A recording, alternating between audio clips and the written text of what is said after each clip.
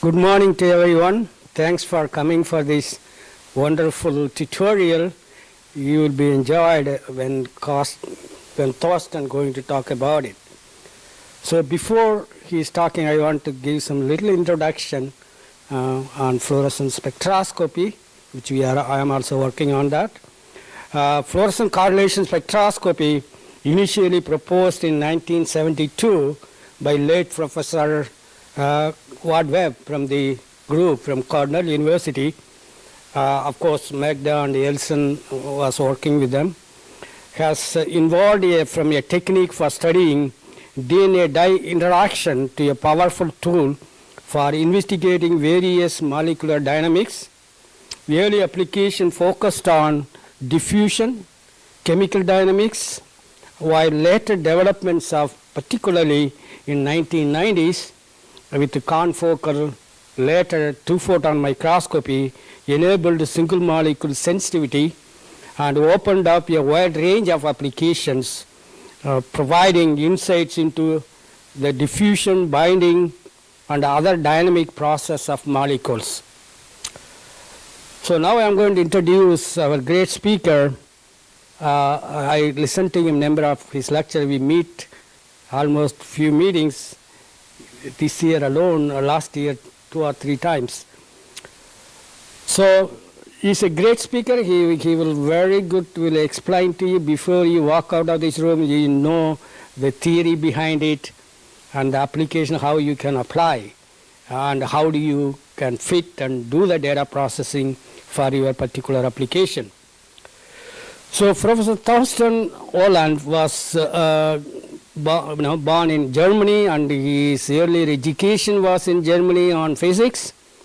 And later he is graduated his PhD degree from Swiss Federal Institute of Technology of Lausanne, Switzerland, under the supervision of Professor Thorsten Wohland. And he did his postdoctoral training at Stanford University. He worked on immobilization of the beta-2 adrenergic receptor for single molecule functional detection in the group of Richard Jar. In 2001, he joined as assistant professor at the National University of Singapore. Now he is working in Singapore. Since 2012, he has held many positions at the university: associate director of the Center for Bioimaging Sciences, assistant dean for research and graduate study, and vice dean of research and faculty sciences. Now, since 2018, he has been the director of the Center for Bioimaging Sciences, and since 2022, he is director of research governance and enablement. I don't know what it is, probably he will explain.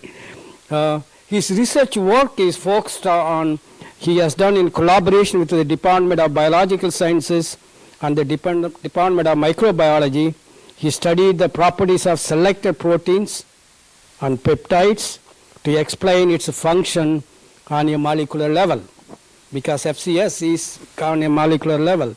So currently his group concentrates on antimicrobial peptides, on their interaction with bacterial membranes, or on the study of transmembrane proteins, which is G protein coupled receptors and growth factors, and their structure and function and interactions.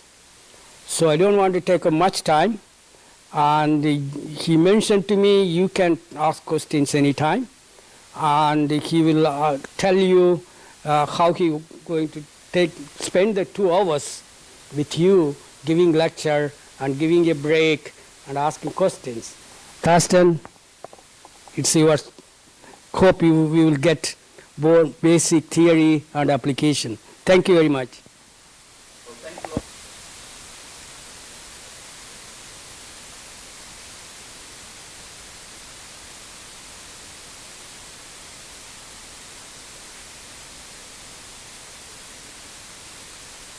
Science, not about administration. So let me. Okay. So as I already said, I'm going to talk about fluorescence correlation spectroscopy. And during the tutorial, if at any point in time you have questions, just raise your hand, right? The tutorial is there for you, right? And I'm trying to have a conversation with you, and you understand what's going on in FCS. So we don't have actually something we absolutely have to finish. It's more important that you understand what we're doing.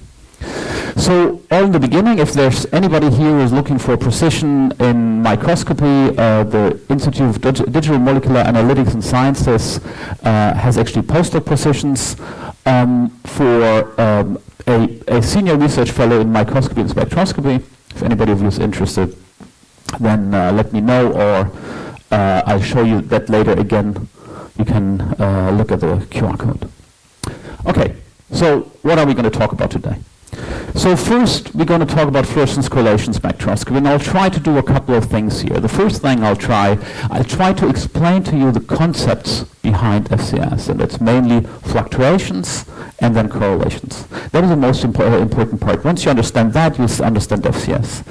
Then I will talk about how to intuitively apply FCS. You don't have, I mean, just by looking at the correlation functions, what can you say from your data? Before we go to FCS, which I call the deep dive, where we start taking a look at, okay, if you want to get more detailed information, we'll start to have actually some models, we have to fit this to the data, how do we do that? And then I give you a couple of practical tips and good practices and about good practices and artifacts in FCS. Things people very often see and don't know how to interpret, so I'll try to tell you a little bit about that.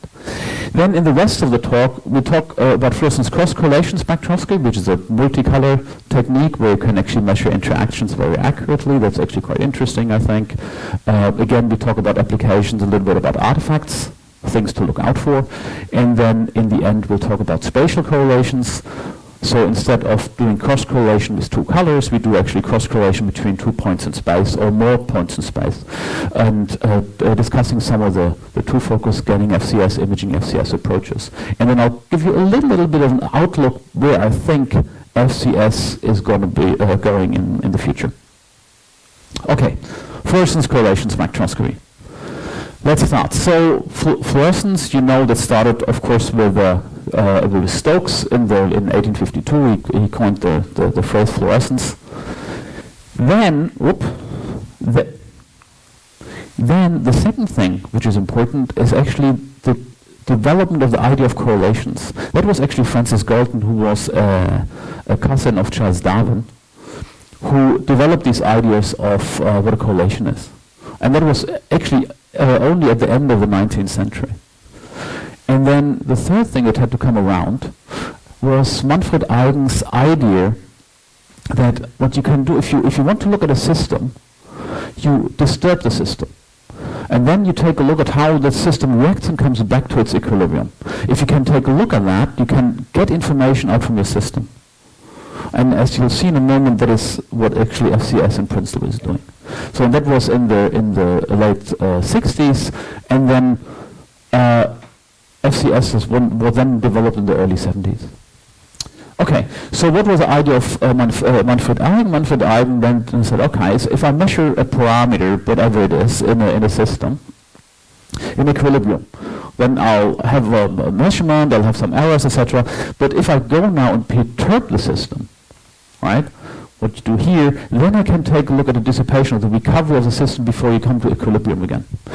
And it is this part, fitting this part, that gives me information about everything that happens in there. In his case, it was chemical reactions, but in principle, it should work for any kind of system. And then there came these people. As obviously already mentioned, there was Douglas Mattke, Elson, and Webb, who invented really FCS in the early 1970s, and Rudolf Riegler and Mons Ehrenberg in Sweden, who then kind of co-developed it a couple of years later, and then Rudolf especially drove actually FCS really into applications. And what was their insight?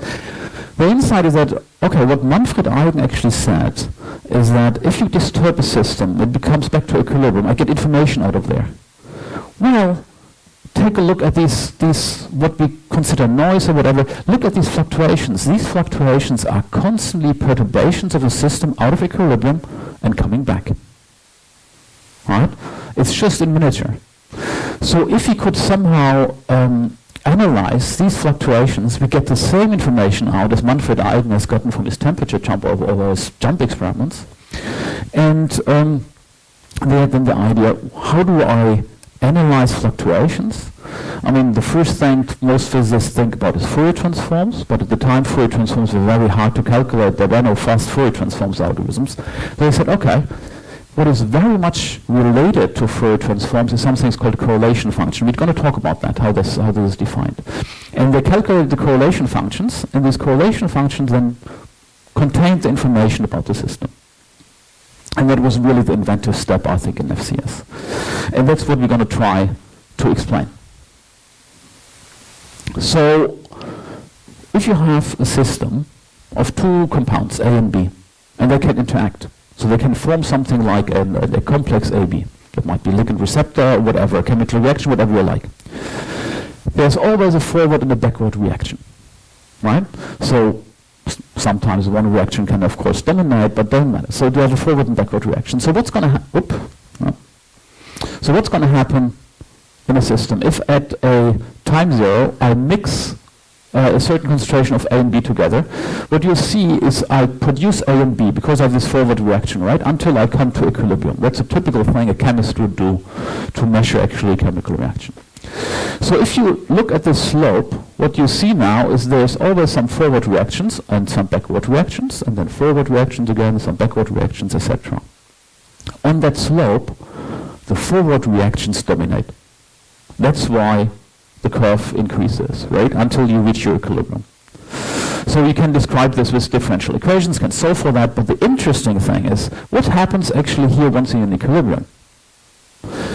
You still have the forward reactions and the backward reactions, right? They constantly happen. It's just that we don't see them anymore because we're now in equilibrium. But what that means is that the number of forward reactions and backward reactions is just equal. But if you look at these two things, the fluctuations you get, right? These reactive steps, forward and backward in here, they are exactly the same. So I have the same information which I have here in this rising kinetics and here in the equilibrium measurement. So if I can extract this information from the fluctuations, I have all the information I can get actually from the kinetics. So that's ultimately what Webb, Elliott Elsner, Riegler saw, and which they did. Okay. So now I hope you believe that the fluctuations are important. And again, if you have any questions about these things, just raise your hand, right?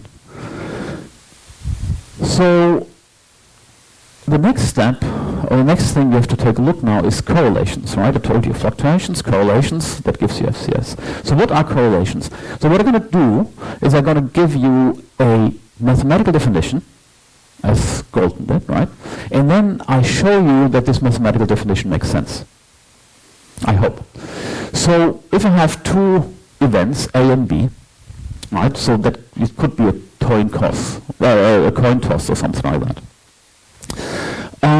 then I can always measure the product of these two events, if they're numerical, right, and calculate the average, or I take the average of the two events and then multiply them. And the definition of correlation is that if the average of the product is unequal to the product of the averages, then I get a correlation. So what does it mean? Let's start with that. Assume you have two variables A and B, right? And they can take only values of 1 and 0. And they take these values randomly, okay?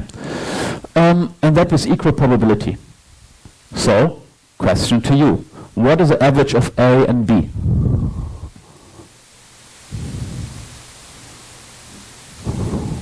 .5. Correct. Why? Because you have half of the time with 0, half of the time you have 1. If you take the average, that's 0.5. Right? So both are 0.5. So, okay. Well, you saw the answer already. So what is the product of the average of A times average of B? It's, of course, it's 0.5 times 0.5 is 0.25. Now the next question then is, what is the average of A times B? 0.25, correct. Why? For the following reason. You have 4 different outcomes, right? 0, 0, 1, 0, 0, 1, 1, 1. Each one of them has the same probability, 0.25. If you multiply these values, 0 times 0, 1 times 0, 0 times 1 is all 0. The only thing that is left over is 1 times 1 times 0.25. That gives you 0.25, right? So only a quarter of the results, of the values A, B results in 1, and the rest are zeros. Thus, you have your average of A times B, the average of the product, 0.25. And you see they're the same. So in that case, I'd say this is uncorrelated. And that is exactly what we said in the beginning, right? We have 2 variables.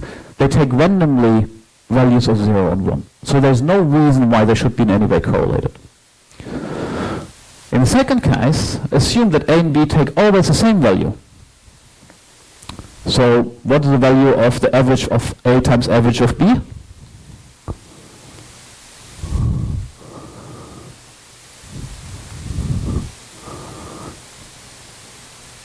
So what's the average of A? 0.5, right? Average of B is 0.5. So it's still the same thing, right? It's 0.5 times 0.5 is 0.25. Nothing changed.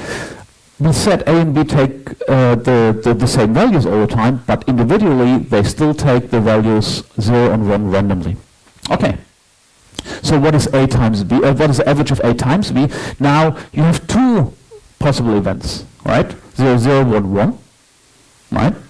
So half of the values result in 1 now. So the rest is zeros. So what it means is the average of A times B is 0.5. And now if you take a look, right, they are not the same anymore, right? In this case, this value is larger than this value. So we say in this case we have a correlation. By the way, if anybody of you wants to have the slides later on, let me know. I'm happy to send them to you or put them on a Dropbox folder or something like that, right? So you don't have to take images or anything like that. Now assume A and B take always the opposite value. What's going to happen? So what is the average of A times average of B? 0.25 still, right? Nothing has changed. But what is now the average of A times B? It's 0, correct. Right? Because you have only 2 possibilities, 1, 0, 0, 1.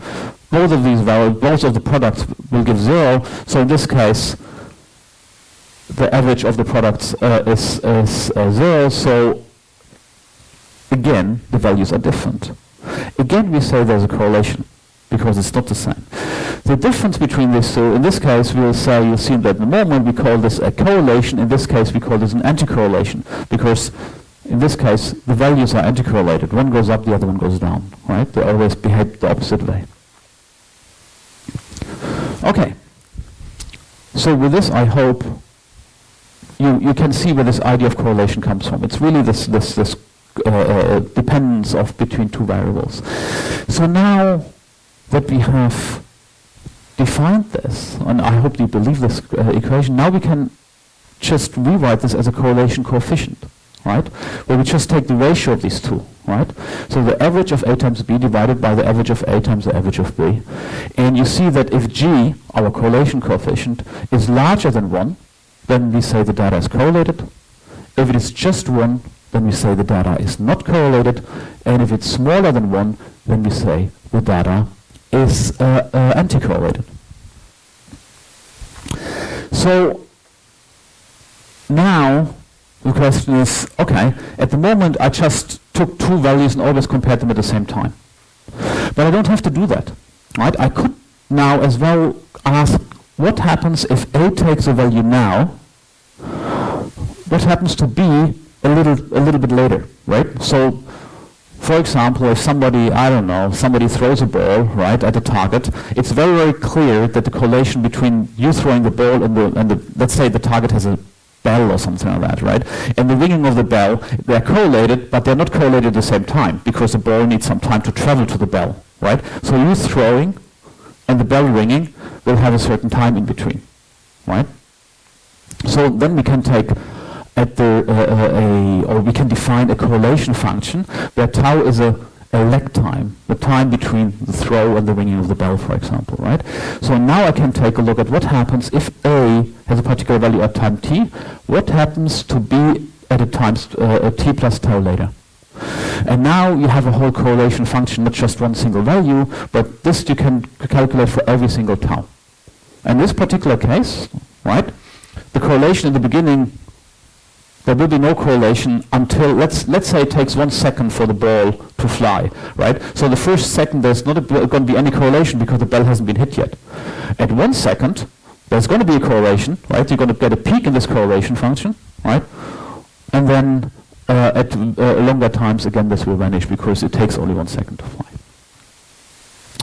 And then we can take the next step, and that brings us then to FCS. Here we still talked about two different events, right? Throwing the bell ringing.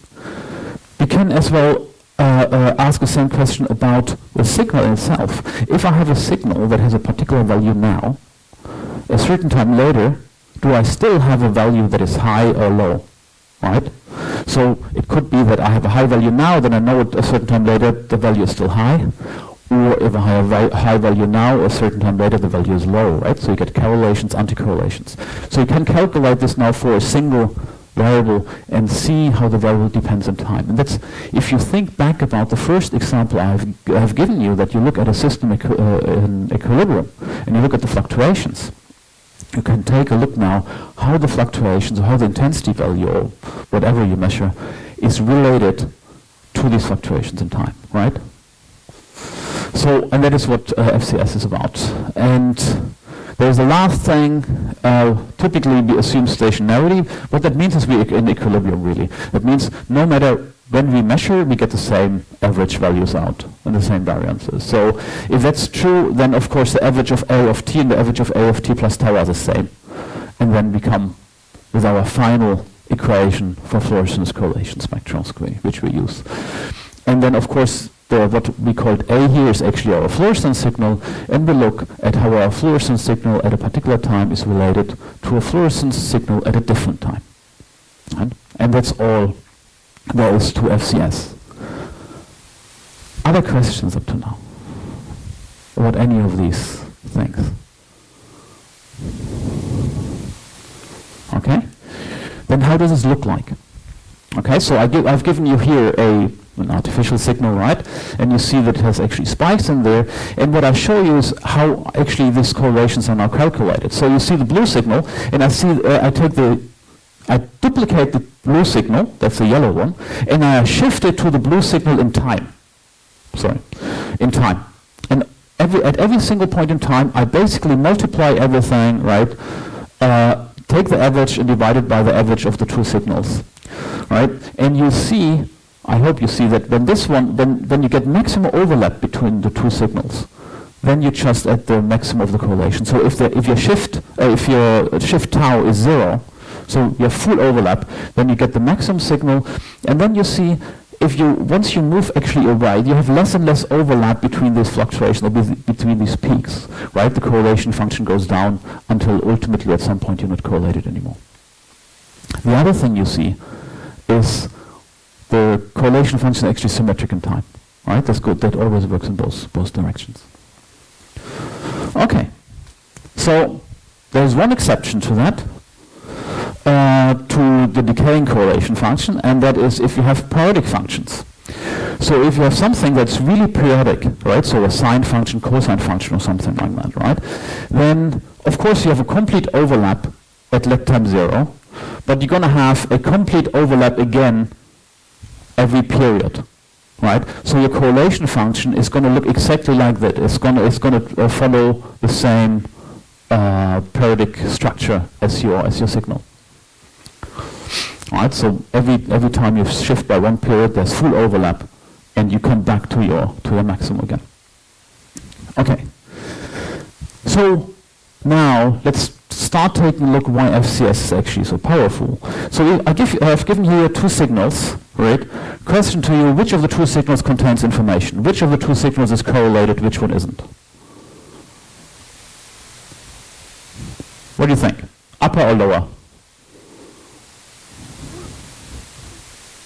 Upper, right? Okay, very good. And you're right. But see it's actually very hard to tell from here. Here actually there's a little sine function hidden in here, right? So, but if I calculate the correlation function, that's exactly what I get out, right?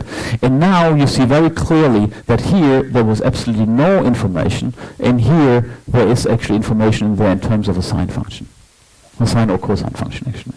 Okay, so and that is actually the power of FCS. FCS can extract from signals that seem to be just noisy.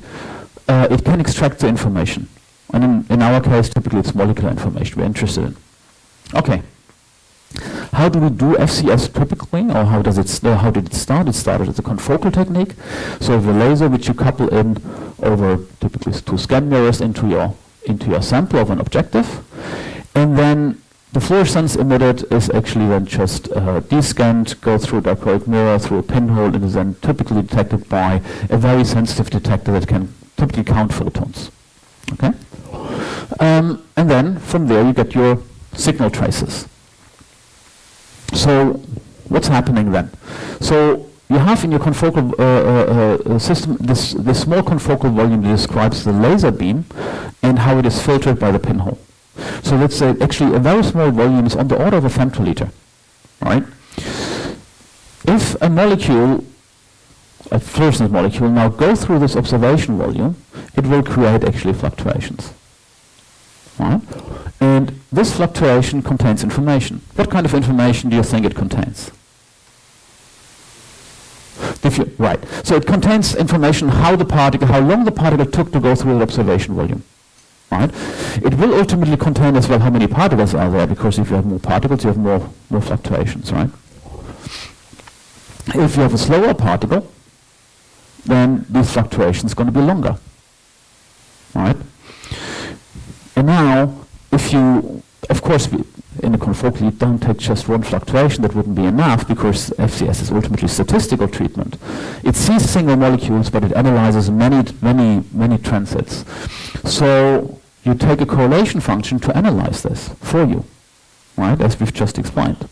And then you get actually these correlation functions, and the slower a particle is, the longer the signal is correlated in time, and it means the wider is your correlation function. So the width of your correlation function tells you how fast, or the average time the particle needed to go through that confocal volume. And from there, as was just mentioned, you can calculate, for example, the diffusion coefficient. Right? But there's one more information in there, as I just hinted at it already. So assume we have, here we assume there's always one single particle going through focal volume and another one is coming. And that, of course, happens only at very, very low concentration. But take a look now. In this case, right, you have a number of average number of molecules in your confocal volume, and another one is coming along, right? Then you get an average signal, and each time another particle comes in and goes out, you get again your fluctuations exactly like here. All right, same thing. So if you calculate your correlations, you still get actually the average transit time. But there's one more information in there. Right? One thing is that here the average signal you get is somehow related to the average number of particles you have in the focal volume. While the signal you get actually from these fluctuations is somehow related to one particle. Right?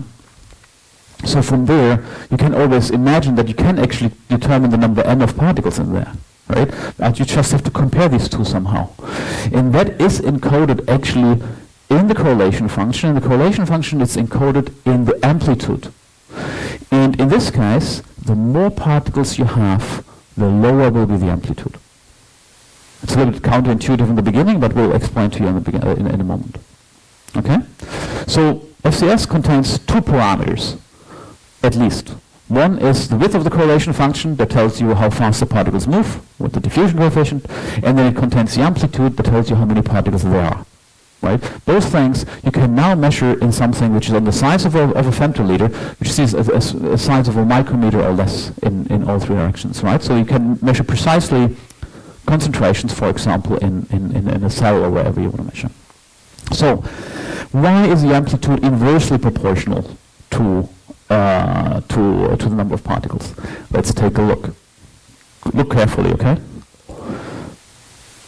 How many yellow points did you see in the upper and the lower, the blue circle? 1 and 2. Now? You can't tell, right? And the reason why you can't tell is because now there are so many particles that your fluctuations drown in the statistics, basically. So, and that is exactly the same problem for FCS. If you have a low number of particles, you see the fluctuations very easily. You get a high amplitude. But if you go to high concentrations, right, then your amplitude goes down because it's difficult to detect the fluctuations against your average signal. Okay? So for those of you who want to have the more mathematical treatment, I go through this very, very quickly, right? But perhaps it helps some of you understand actually FCS from a different point of view.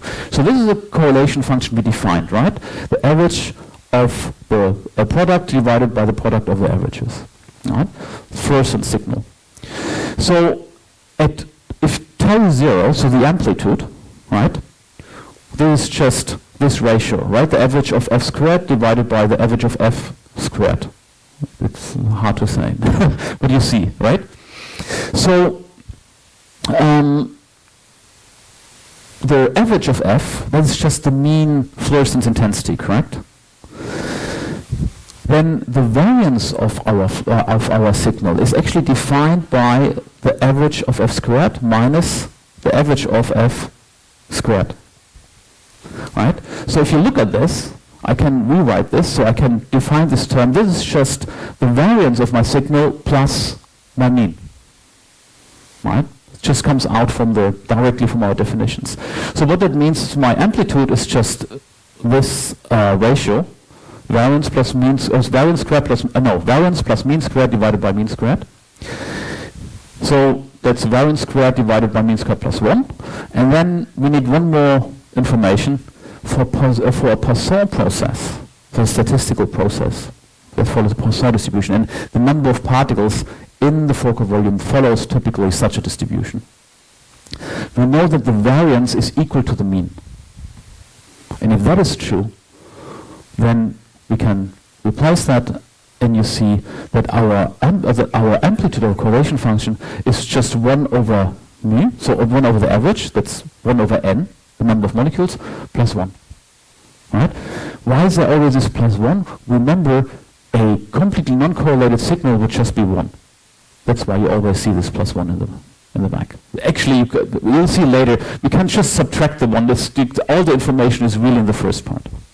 Right? So that's a mathematical definition why the amplitude is inversely proportional to n.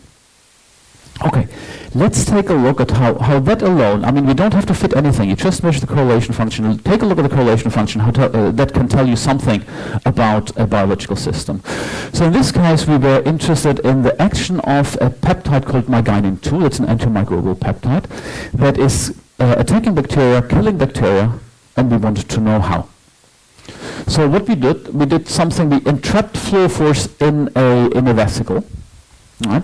And if you think about now, a vesicle is large, fluorophores in there, so you have slow diffusion coefficient, and since the vesicle diffuses alone, there is actually very few particles, but if this vesicle is actually disrupted, right, it's just ripped apart, what's going to happen is the diffusion coefficient is going to be faster, and you're going to have many vesicles. Many particles, because all the fluorophores in there will be released and you can have many particles. So what happens in the case that myginin forms a pore? Well, all the fluorophores will go out, and you will have actually many fluorescent particles with a very fast diffusion. Okay, so let's take a look. And we take a look now at the correlation function in 2 ways. First, the correlation function, and then a normalized version of it, where everything is normalized to 1. So what you see is that if you add myginin to actually these POPG vesicles, right, you see actually that the amplitude goes down, which means the number of particles goes up. So myginin is active. It actually somehow releases the fluorophores from your vesicles. On the other hand side, if you look at the width of the correlation function, so we normalize the correlation function so that we see the width, so then you see that in the beginning actually you don't change too much. the width doesn't change too much, only at higher concentration. At some point, you start actually seeing that the diffusion gets faster and faster. So then, to figure out what's happening, we need actually a second experiment. In this second experiment, we take labeled vesicles. Now the fluorophores are attached to the lipids. Now, what's going to happen in the two cases? If my gynin disrupts the vesicles, we get more particles, fast diffusion. If it forms a pore, nothing's going to happen.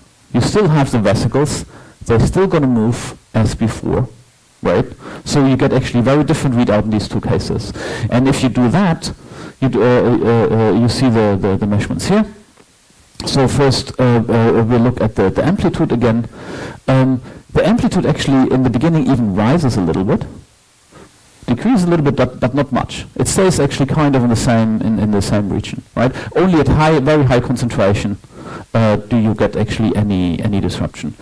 And if you look at the diffusion times at least until a concentration of one peptide for 4 lipids, nothing happens. Everything stays the same. You have to go to very high concentration before you see any effect, right? So in this case, what that would tell us, my gynin very likely forms pores, right? Because it doesn't seem to disrupt the vesicles. So let me give you then the polymyxin. What happens to polymyxin? Polymyxin, again, you see that the number of particles typically increases. The diffusion now, very quickly after a certain concentration, actually becomes very fast for the entrapping vesicles. For the labeled vesicles, same thing. The number of particles changes, but importantly, what you see is the diffusion increases tremendously, right? So polymyxin B, from what you see from there, is actually ripping your vesicles apart. The only thing I should warn you that if you take any antimicrobial peptide and you just use enough of it, they will always rip everything apart. That's the nature of peptides. But if you work at physiological concentrations, you clearly see these differences. Now, if you have questions about this, please ask. But the important thing in this case, we haven't even fitted any data. We just take a look at the correlation functions, look what happens. Do they get wider? Do they get narrower? Do the amplitudes change? And from there can already say something about the mechanism. So to go to the next step, we have to start deriving FCS models. And I'm going to explain to you very quickly how that is done. And then we can extract more detailed data. So the first thing we need to know is how large your sample is. Right, that's right. The second thing is what we need to know is how our fluorophores distributed in the sample. Right, we call this the concentration, right? The S is just the sample space, C is the concentration. We'll see in a moment where this goes. The third thing we need to know, the intensity distribution of our laser. Right? So we need to know which one of the molecules which are here distributed in our sample are actually excited. Then we need to know which one of these molecules are actually, how many photons are detected from each molecule. It's a bit difficult to see on that screen, but so this molecule here might be a bit darker than this one because actually from that particular position your microscope just collects less light. Right? Because for every single point in your microscope, you can define how much light will be detected by your microscope. That's a collection efficiency function. And that is much related to your pinhole, for example. And then, of course, you need to know the product of your fluorophore absorption cross-section, the quantum yield, right? And the overall detection efficiency of your system, right? Your detectors don't detect 100% of the photons, etc. All that you can measure and qualify. So now that means our fluorescence signal is given by this value kappa that includes all the your fluorophore and your system parameters, right? Times the integral over all of space over how the intensity is distributed, how you detect the molecules, how large your sample is, and how the molecules are distributed. That gives you your fluorescence signal. So why do we talk about the sample? Now, if the sample is smaller than your laser beam, then you have to take this into account, right? But in most of our cases, our sample, which is typically a drop where you have molecules in, or actually a little dish where you have cells in, our sample is much, much larger than our focal volume. So we typically don't have to take account of this.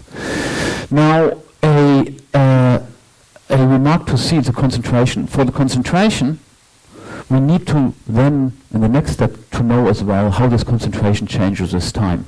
And that is given by something is called the diffusion propagator, which tells you if a molecule is at this point now, how likely is it that it's at this position here, or how likely is it at this position, right? It calculates the probability how a molecule moves. So once we have that, we have the correlation function, we have our fluorescence signal, and now you can put this all in here, and it looks like a terrible integral, and it is, right?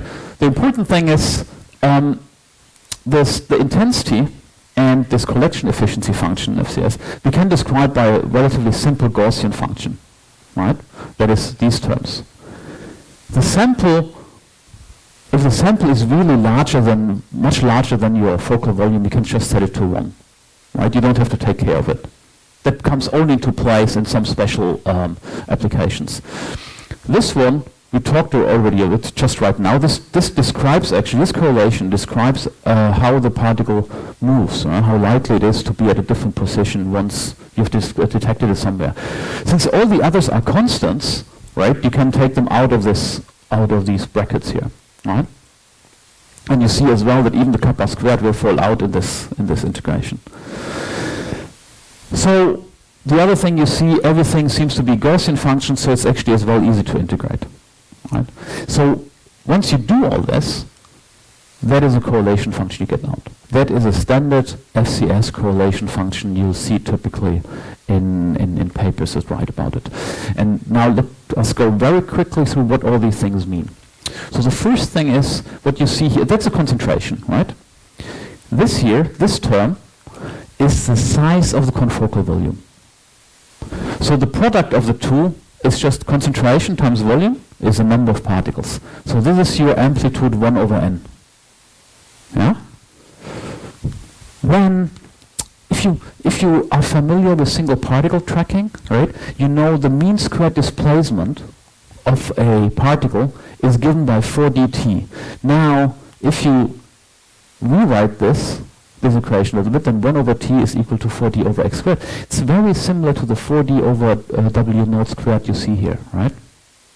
So what this describes is actually the displacement of your particle through this focal volume, right? And you get 3 terms. Why do you get 3 terms? Displacement in x, displacement in y, and displacement in z, right? You have to take account of that the particle can move in all directions. Now, x and y, as you see, they're actually the same, and they're the same because typically the confocal volume in a confocal microscope is actually rotationally symmetric, so x and y is the same. Only z is a little bit different because typically the confocal volume is a little bit longer than the width, and if we provide a couple of definitions, so you see that this term, 4d over w naught squared, right, we replace by the term tau d.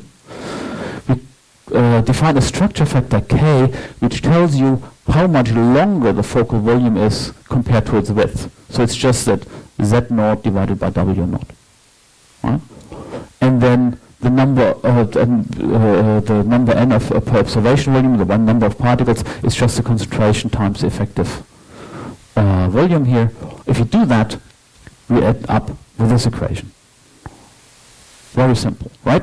Now, 1 over n, number of particles, tells you the average number of particles in the focal volume. Tau d tells you the average time the molecule needs to go through the confocal volume, right? And then, so this is a correspondence, right? This one is just 1 over n, this one is this 1 plus tau over tau d to the power of minus 1. That's one in the z direction. You have the value k squared because in the focal volume in z direction is a bit longer than in the x and y direction, that's just explained. And then very often FCS, it should converge to 1. But what we do is we take this as a fitting parameter, because 1, of course, is reached only if you measure infinitely long.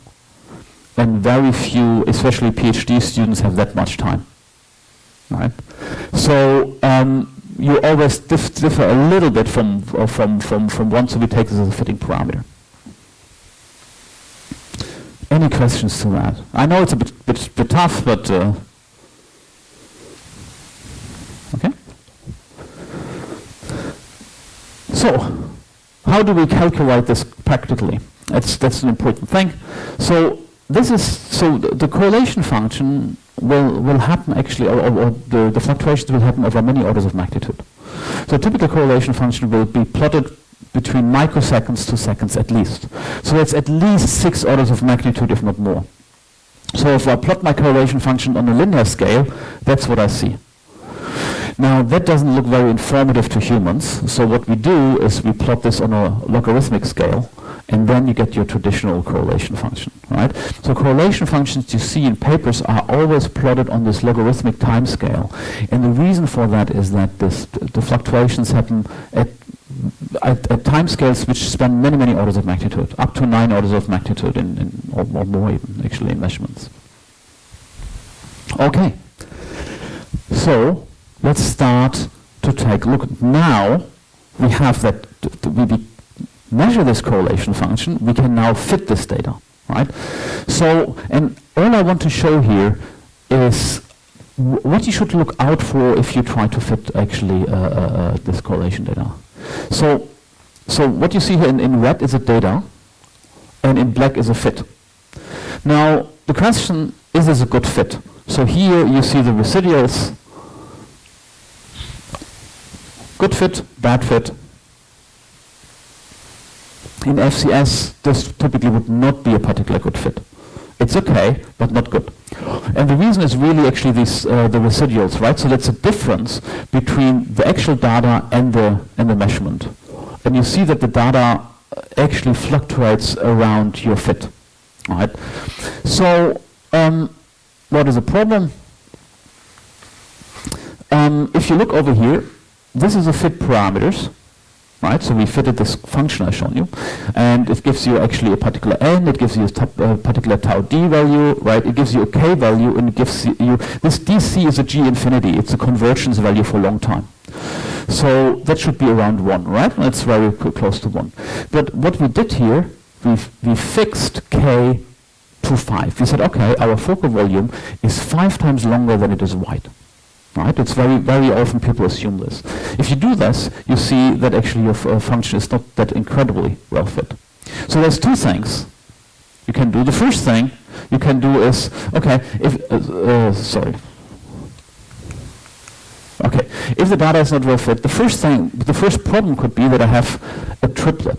A triplet state, that means it's actually a molecule on top of diffusing is as well blinking. And you know from fluorescence that a lot of fluorophores actually will blink. But if you blink, that's a fluctuation. Correlation functions see all fluctuations. So your correlation function contributes this blinking component. And what you see here, we included now a triplet time, that's on the order of microseconds, and a fraction which tells us about 11-12% of our molecules reside in the triplet state at any point in time. Right? And then now our fit looks already much better. Right? We still have actually the case limited to 5, and you see, and I don't know if this is really easy to see on the screen, right? But if you look at these fluctuations, and what I do now is I free this parameter and fit this along. It goes to about 5.6, right? And you see that the data comes actually even closer to the fit. Not so incredibly easy to see, but this is one of the important things in FCS. If you record your data, right, determine first whether you have a triplet, right, and then free the structure parameter. This structure parameter has to converge. and it has to converge somewhere between 3 to 8. If it doesn't, you have a problem with your system. And why is this so important? Because this K factor is only in the, let me just show you again very quickly. This K factor is only in this term which contains the square root, right? So it is your fit is not super sensitive to it. So what happens is if your fit program can't fit, right, it has a problem with the K factor, and the K factor will run off. It will get hundreds, thousands, whatever, right? Because it can't find the minimum. And that is an indication that your system is either not well aligned or there's some other issues with the system. Right?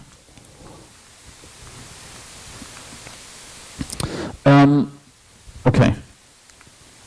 And you say, so again, just in the next slide I show you if I take another K value, right, you see again that the deviation gets worse again, right? So the data is really good, and it really fits actually to 5.6. Okay. Right. Okay. So next thing, what you should always do if you can, right? You should always use weighted fits. That means in whatever fit program you use, you should, for every single correlation point you have, you typically have as well an error, and you should use that for fitting. And what you'll see, and you'll see that only, I'll show you only here, is that basically all your parameters will become, have smaller regions of confidence. So you'll get actually more and more accurate data. So always use weighted fits if possible. If you want to, we can talk about this a little bit later. Okay. FCS width, size, viscosity.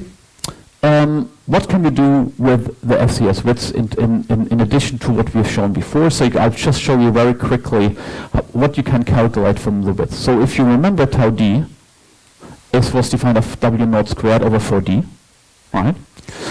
And I know as well, so this tells me that's the confocal volume, that's the diffusion coefficient of my particle. But I know as well that the diffusion coefficient of my particle, in solution at least, is given by the Stokes-Einstein relation, is kT over 6 pi eta r, where kT is the Boltzmann constant temperature, pi is a constant of course, eta is the viscosity of your solution, and r is the radius.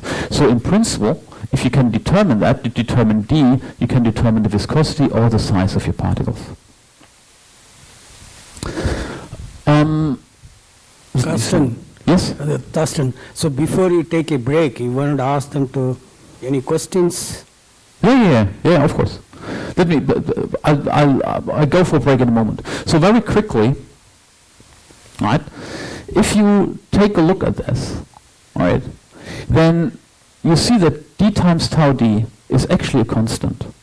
So if you have a system and you measure a particle, right, you measure tau d, if you know of one of the particles, the diffusion coefficient, you can determine all the others, because this product always has to be a constant in your system, right?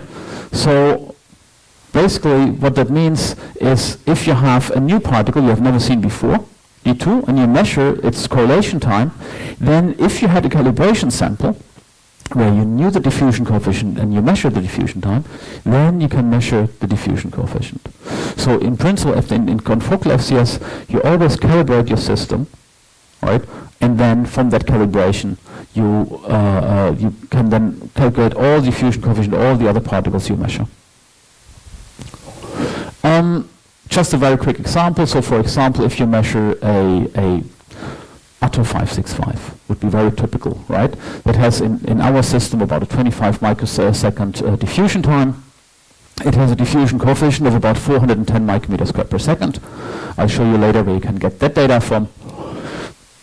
I have another particle I measure, which has a tau d of 125 microseconds, right? So I can calculate now the diffusion coefficient of the second particle to 82 micrometers squared per second because I know all the other values. So the important thing is tau d itself is a relative value, right? Because it always will depend on the size of your focal volume. But once you calibrated your system, then you can measure absolute values for all the other diffusion coefficients.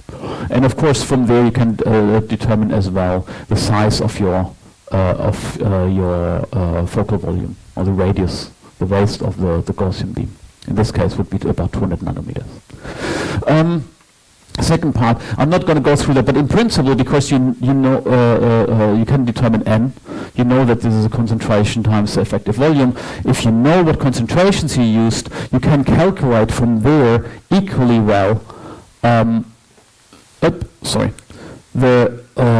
the size of the focal volume, right? Because you know how it looks like, you have the number of particles, you have a standard sample where you know the concentration, then you can calculate as well. And these two values you can, if in your system, can compare, and they should be more or less exactly the same, right? That's just for troubleshooting later, right?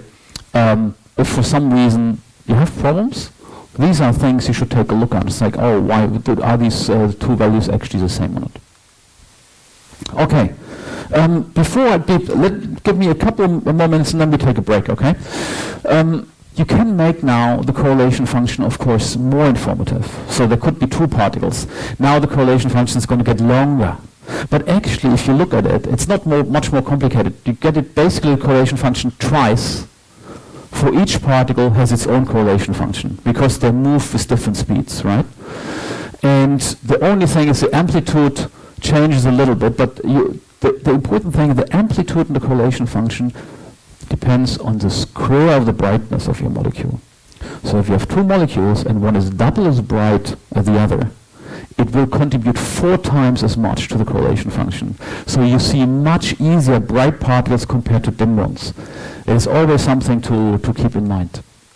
And here, just to show you how these correlation functions would look like, you see here, look at the middle one, you see actually 1 hump, 2 hump, right? You see the 2 humps for the 2 different particles, because they have different diffusion times. So the correlation functions will tell you, even by their shape already, what's happening, right? And this, the right side is just, if you have noisy measurements, you see that it's much harder to see, but actually your fits will still recover the right values typically. The triplet state I mentioned earlier already. So depending on the fraction of the triplet state, it can have a more and more important contribution to your measurement, right? Typically, in most of the measurements we do is perhaps 10, 20, 30% triplet perhaps. But if you have something where you have actually a high triplet, like 70, 80%, then it can actually really dominate your correlation function. And then, of course, how this triplet looks like depends on as well on the triplet time. Sometimes you have molecules that have very short triplet time, sometimes have longer, and then sometimes you get these strange correlation functions that almost look like a line, right? And that is typically because the triplet time and the diffusion time just kind of blend over into each other. Again, it's not a problem for the fit. It's just that sometimes if you see this, you can be a little bit surprised. So, last slide before the break. Your correlation function can be made actually even more complicated because, as I said before, FC as a correlation function really sees everything, right? Everything that fluctuates. So the first thing is what you see here is something called anti-bunching. Anti-bunching is one fluorophore can emit only 1 photon at a time. And the emission of that is typically on average takes a lifetime. That means on average within the lifetime of a fluorophore I can see only 1 photon. So I have kind of an anti-correlation, if you want to, right here in the beginning, because there cannot be 2 photons within the lifetime, because the fluorophore emits only once. Then you have some things called rotation, right? So every fluorophore has a transition dipole. If this transition dipole is not aligned with your laser, right, the fluorophore can't be excited. So what happens if your molecule rotates, it will always go on and off if you have a linear polarized laser. It will always go on and off. So it blinks. It blinks with the frequency it rotates. So you can see the rotation, right? So the anti-bunching is a lifetime. I told that's about nanoseconds. The rotation is on the order of 20 to 100 nanoseconds for most molecules. And then the photophysics, the triplet state I talked already about, and then you see the diffusion. So that is how the full correlation function looks like if you measure from nanoseconds up to seconds. Right? Most of the time, and what I'll show you later, we actually look only at the triplet or the photophysics and the diffusion time. Okay? So, I think after an hour, nobody can typically actually listen much longer to something like that. So, are there any questions? Please turn on the lights, please. Yeah, anybody has any questions for this part of the talk? Yep.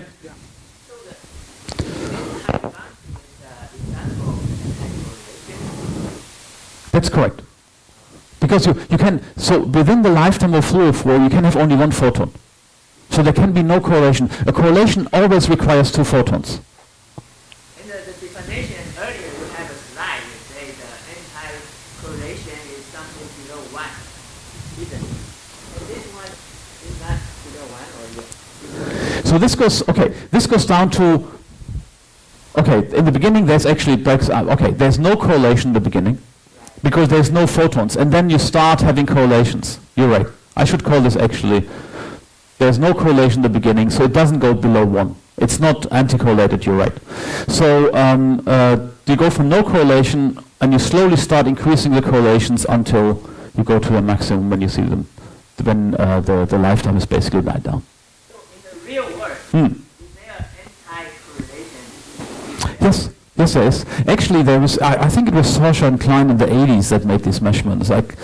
So if you take, for example, two particles, they have equal charge, two different colors, for example, or even same color, doesn't really matter. Then two particles will typically not be in the focal volume at the same time because they repulse each other. Then, in this case, you can see anti-correlations. Because actually, you can have only one or the other. If one particle comes in, you see that particle, the other can't come in because there's a repulsion. You see, that's the main case where I think somebody measured really anti-correlations. I see. Okay, thank you very much. So, there are real anti-correlations. Any other questions? Yeah. I think I will need that. So thank you for the nice tutorial so far. It was really a lot of information. My question is regarding the peak parameter. Yeah. So especially about more than one particle, if you have more than one particle, then you have a lot of pre-parameters. And it's easy to converge to one of these minimas for peaking. How do you avoid that, and how are you sure that you are going to the reliable minimum? Yes, that's a very, very good question. So, if you have two particles, and the diffusion coefficient of the two particles on top of it is not so different, relatively close. If they're very different, then there's no problem, right? But if they are relatively close, then your fit could converge either to an intermediate value, right, or can't even differentiate the two. So in these cases, what we did, and I'll show you an example later on, typically we have the control and can measure the particles alone. So I can measure the first particle, I can measure the second particle, right, and then I can fix them in the fit. Or even if you have sometimes only access to the first particle, you measure the first, fix it, and then this already will improve your fit and will allow you to differentiate two particles. But to measure two particles, the diffusion coefficient must be at least different by a factor, say, 1.5 to 2. Right? So there has to be a certain difference, otherwise it's hard to see. Thank you. And then of course it depends if you have the fraction of one of the particles only being 10%, very often it's hard to see as well. So ideally you see it at 50-50. The further you go out of this, the harder it will be able to see and fit. Any questions? That's a short question. Wonderful answer. So I can see that for slow diffusion, it might be difficult to distinguish from photophysics. So for typical dyes, what's the slowest diffusion of the molecule that people can comfortably? So you need for fast diffusion. If the diffusion gets faster, it's very similar to photophysics. That's correct. It's the opposite. Yeah, but the photophysics typically will be on the order of, I would say less than 10 microseconds most of the time. For fluorescein, there was a report that there could be up to 30 microseconds photophysics. I don't know. Typically, for most of the dyes, I would say is below 10 microseconds. The fastest diffusion we typically can measure for a fluorophore, the smallest fluorophore you can get is somewhere between 500 Dalton to 1 kilodalton. That will give you a diffusion time typically of about 20 microseconds at least. So typically you have a factor at least 2, if not more, between the two. So typically it's okay. But you're right. If you would get something very wrong, you can't measure anything faster than literally NBD or something like that, or coumarins or what is smaller. If something diffuses too slowly, we are photo bleaching issue. Yes, we'll talk about some of the artifacts. That is absolutely right. So, if you have a molecule that diffuses very, very slowly, then you have a problem that While it goes through your focal volume, it bleaches. and then your correlation path should be get narrower, because it looks like now, the molecule has left the focal volume, but no, it was bleached, because it's currently photo bleaching. There is something you have to check for the laser power. You test different laser powers and make sure that your diffusion time does not depend on the laser power. Otherwise, you have bleaching. Very good point. Any other questions? So, this is a comment, probably you are going to mention about it. So, many chemistry people uses cuvette solution measuring the correlation coefficient using spectrophotometer. I tell them, yeah, come and use the microscopy. They say, your solution, you cannot use the microscopy quickly. So, can you comment on that? No, so, and anything you can put in a cuvette can put in a pedestal. Yes. Right, so there should be no problem. There are people who have done actually SCS measurements in cuvettes as well. So Enrico Grattan has done this in the past, a couple of other people, but I think in the cuvette you need always a large amount of fluid to sample. What you need on a pedestal is 30 microliters or so, right? And so I don't see why you can't use the microscope.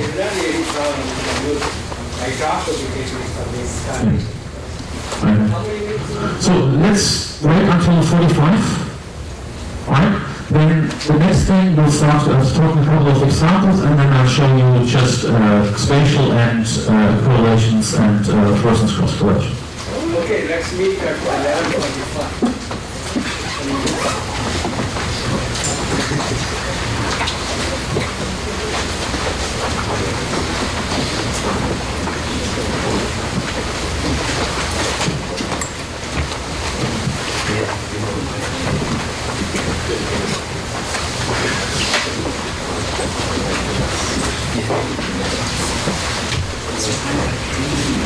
Please.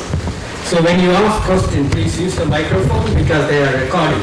If you don't use the microphone, it will not be recorded properly. So please use the microphone when you ask the questions. Thank you.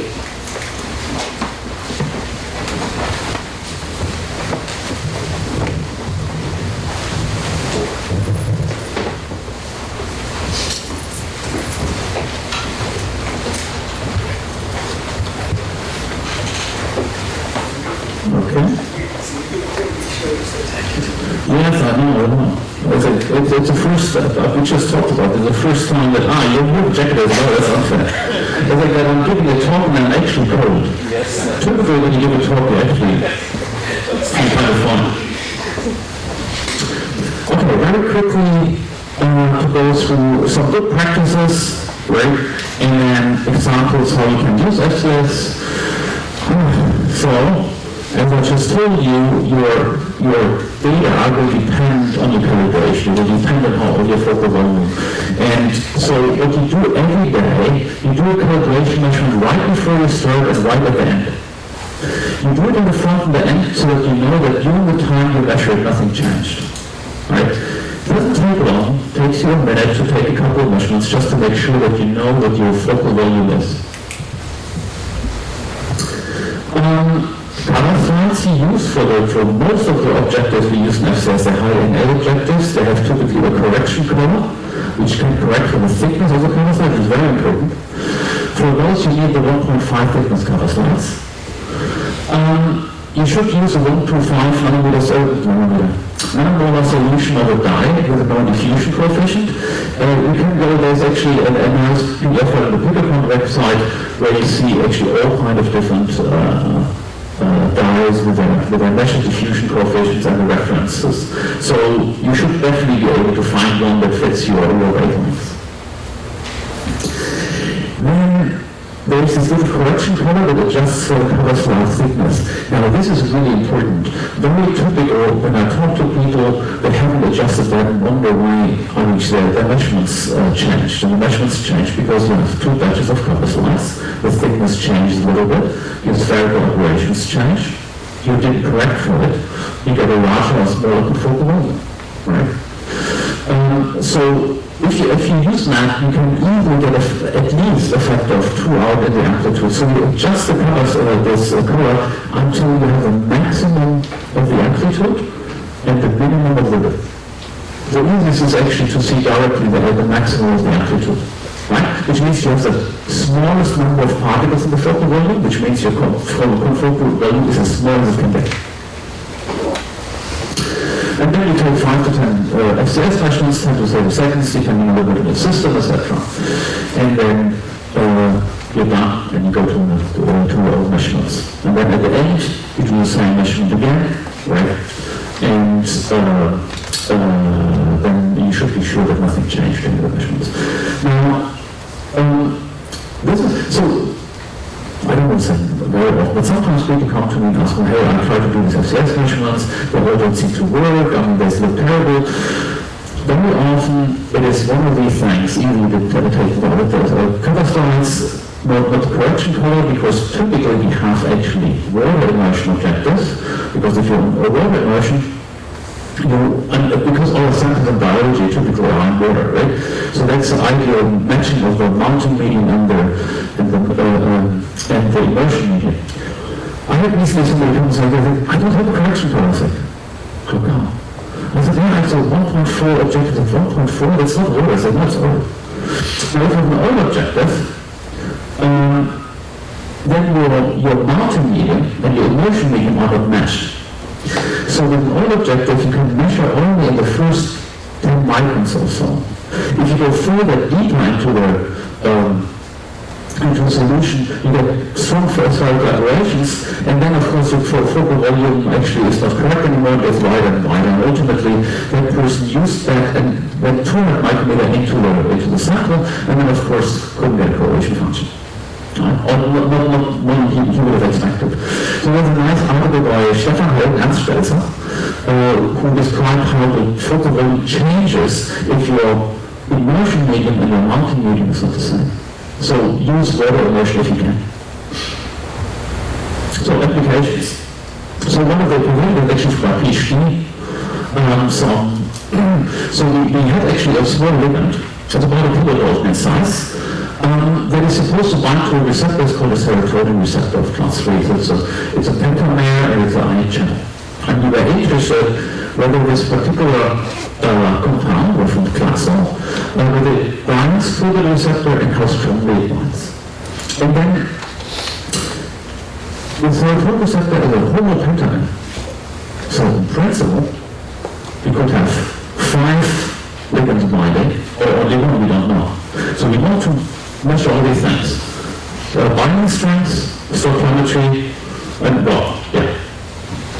So since there's a membrane receptor, this was actually diluted solubilized in a detergent.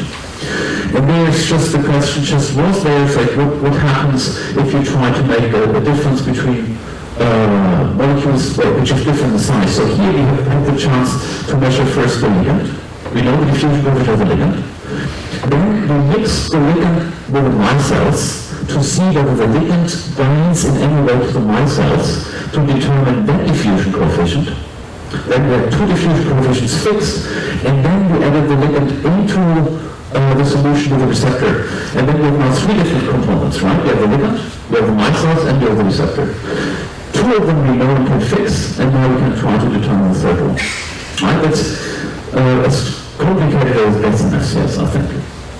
So, how do we measure? So now we have to try to take a look at what we can actually measure. So the first thing is, how can we use the FCS amplitude to measure stoichiometry? Right, stoichiometry of binding. If you take a look, we have 10 different particles, right? And ligands, and they bind to a receptor. The receptor has one single binding site.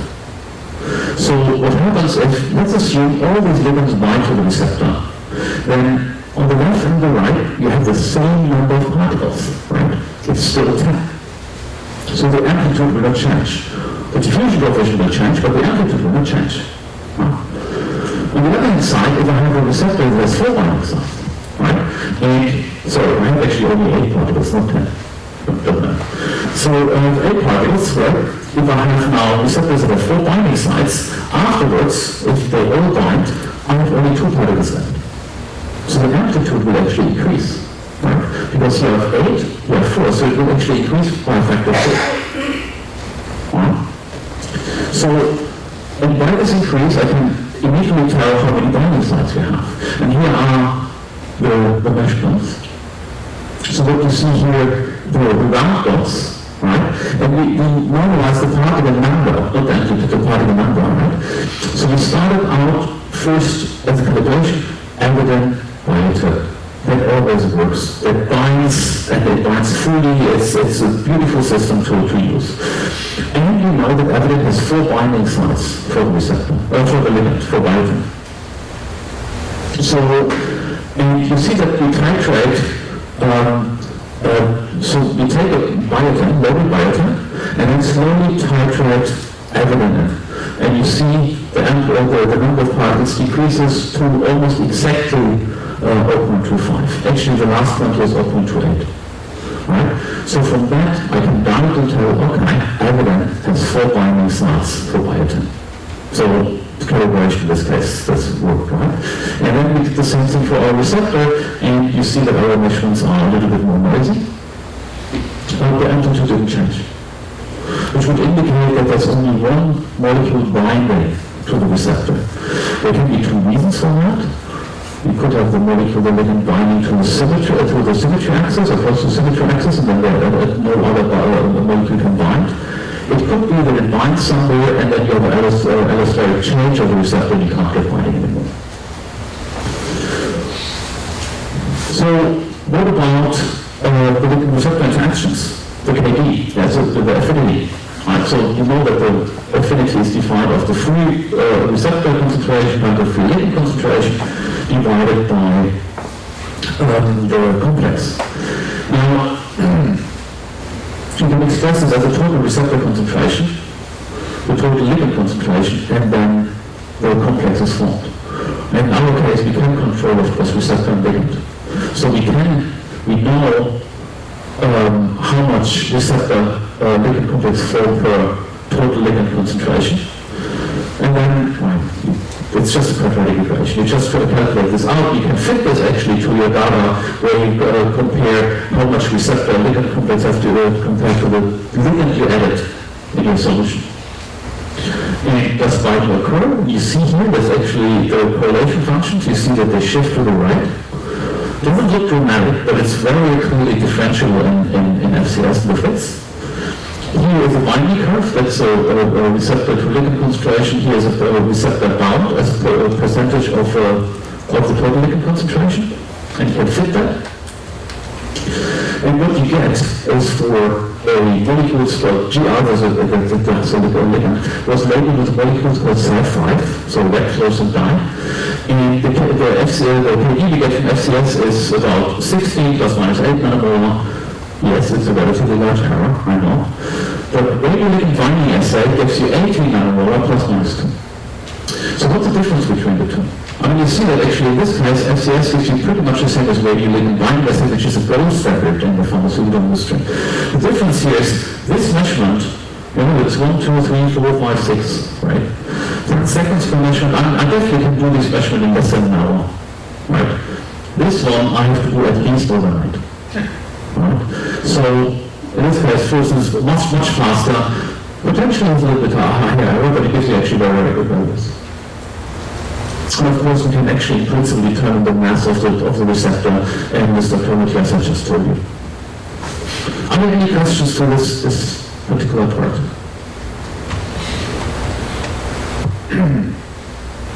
Then you can do, of course, cell measurements, and somebody just asked me about 2D measurements.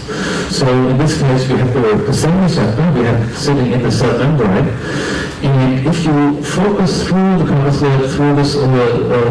cell, you'll see actually multiple times so you get a signal, right? First you get a reflection of the lower part of the color slip. Then you get a reflection of the upper part of the color slip. Then you get a signal from the lower part of the membrane because your receptor sits in there and was labeled with a dye, in this case, with a ligand. And then you go into the cytosol and then you see the second peak. That's the upper membrane receptor plus ligand, and then you go into solution, and the solution, of course, you just see the ligand in solution, right? The ligand is cytosol. So that's how the intensity traces look like at all these different positions, and this is how the correlation functions look like. So if you have the cytoplasm, so inside the cell, you don't get actually really any correlations, right? Because the ligand is not inside. The ligand is in the solution around and on the membrane where it binds, but not inside. And then if you go onto the membrane, you see, and this is basically more or less to scale, right? So you see that on the membrane then you get actually much longer and stronger peaks. Why? Because now the receptor that moves relatively slowly through the focal volumes, you get a little signal from it compared to what you get in the cytosol, where the ligand goes very fast through your observation volume. Right? And you see here as well, hopefully the two different diffusion provisions, that's the ligand here at the beginning, and that's the receptor at the end. And if you're in the cytoplasm, you just see the ligand alone. And you see here actually a large photophysical component. In this case, for example. Then, can you go to more complex samples? Yes, you can. So in this case, we use the zebrafish, and we're interested in the zebrafish in the brain. And I'm not going to talk too much about the biology. I just want to show you that in principle we can do it. So you see the zebrafish brain, you have a cerebellum or detector. And we put the zebrafish in a head stem so we can access the brain. Right? It's put into AR. And we're interested in this particular case, actually interested in the ligand that diffuses between the cells. And the only thing I want to show you is how correlation functions can apply. So that's a correlation function. We see all that particular morphogens, with three actually, in the brain. And you see different parts. You see actually this long correlation time, 29 milliseconds. That is a time where the ligand bound to the receptor on the surface needs, or the ligand bound to the surface, to the membrane, needs to go to the focal volume. So in the membrane of a cell is about 100 times more viscous than solution outside. So it's very slow. Then you get the 700 microsecond correlation time. That is the ligand itself, moving in the intercellular space. And then up here, you get actually photophysics. So from this one, and if you take a look at the data, the fit is actually quite good. And you can measure these measurements individually. You can put dyes into the membranes or into interstitial spaces, and then you get actually only one or the other correlation functions. So you can go with FCS in complex systems, like, for example, zebrafish. Okay, very quickly, artifacts. I think that one will not go. They're going to skip that one. That's also incredibly important. What is more important is that what concentration can you measure with FCS? There's always this statement going around saying, FCS you can measure actually only about nanomolar concentration, right?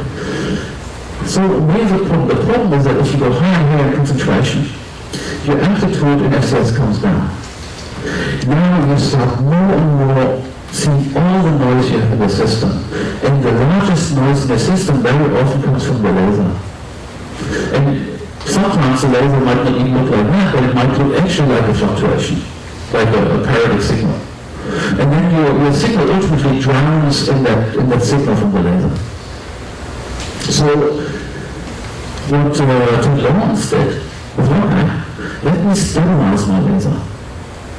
And then he stabilized the laser, and then you see here the measurements he's done at 380 nanomolar, 3.8 micromolar, up to almost 40 micromolar.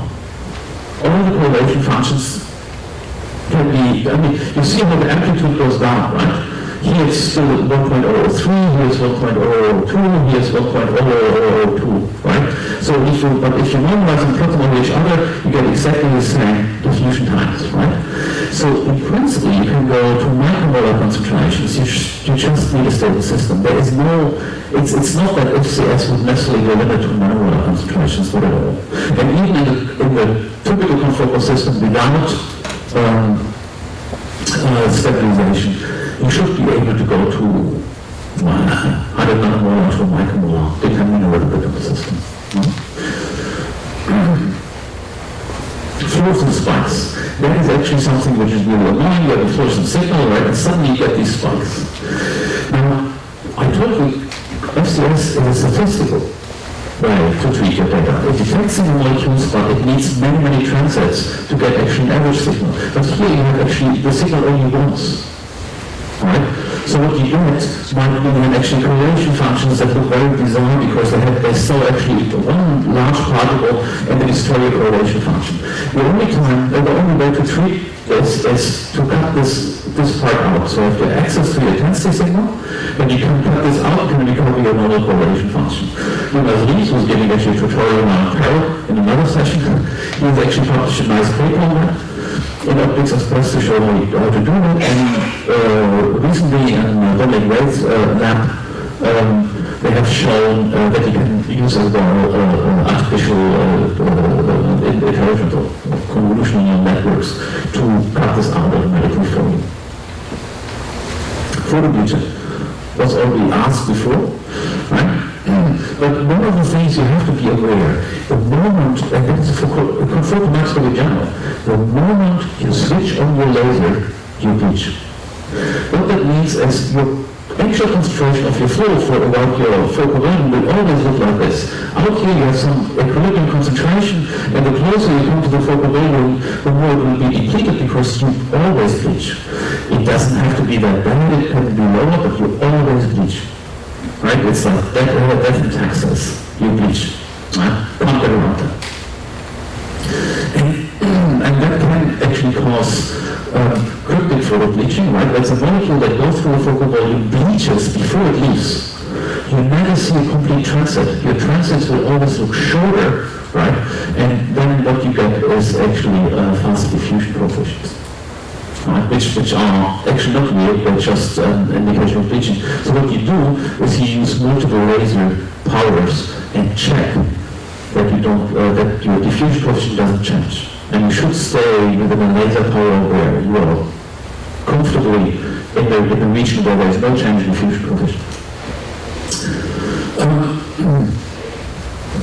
I promise you that I did not use about purple or whatever colors in my slides. They're actually blue, but that's so photobleaching.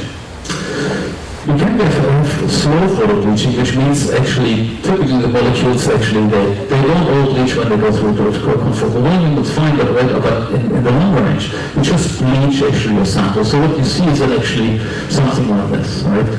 You over a long time, seconds or so, you bleach. Now, if you look at the correlation function, it will look something like this. You get your normal correlation function, diffusion, and then because the drop of the signal is like a fluctuation for the correlation function. So you get this actually strange artifact in the back which you can't fit. So if you can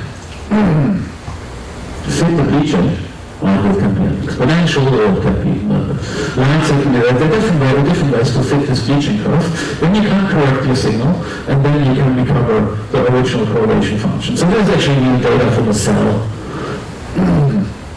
with which we've taken. So you can actually correct and get the right correlation function or diffusion coefficient.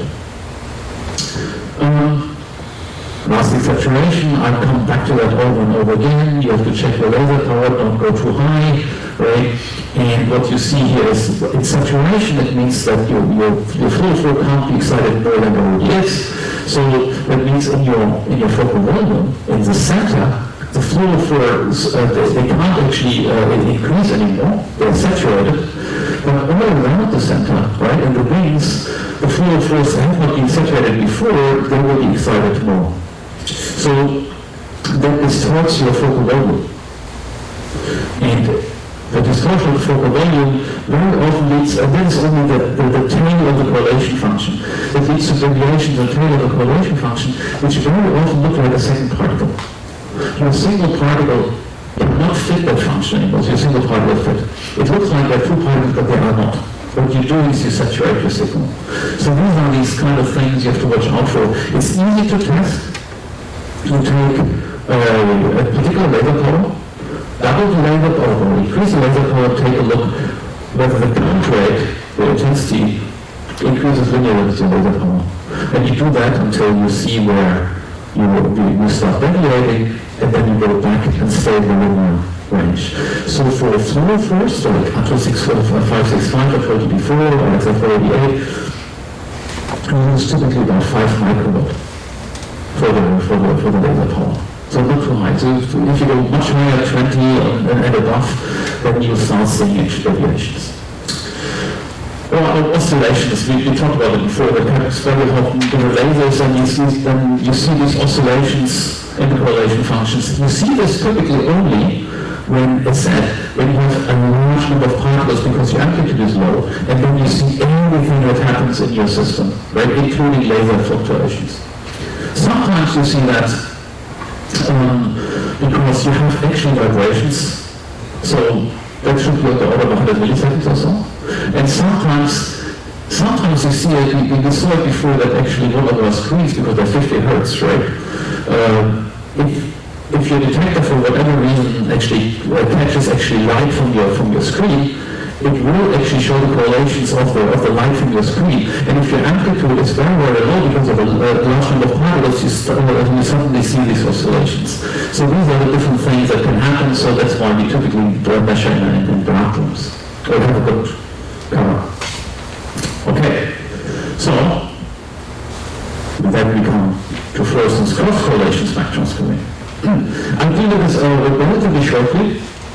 But what you do here, you typically take two lasers, couple them into your microscope, and then inside two different fluorophores, and then after the pinhole, you split your light into a green and red signal, for example. And then you get the signal from one fluorophore, the signal of the other fluorophore, and then you cross-correlate these, right? Now you have the fluorescence of the species A and the fluorescence of the species B, you do the cross-correlation. So, if you do a measurement like that, then you get essentially three correlation functions, right? You get two autocorrelation functions and one cross-correlation function. Wow. Okay. So, in the upper part, you see that the particles move together, right? The particles A and B. So that means that the blue and the yellow signal, they can't move at the same time. Now you get the autocorrelation functions that tell you how the two particles move A and B, how many they are, and you get the cross-correlation functions very high because the two signals are really correlated.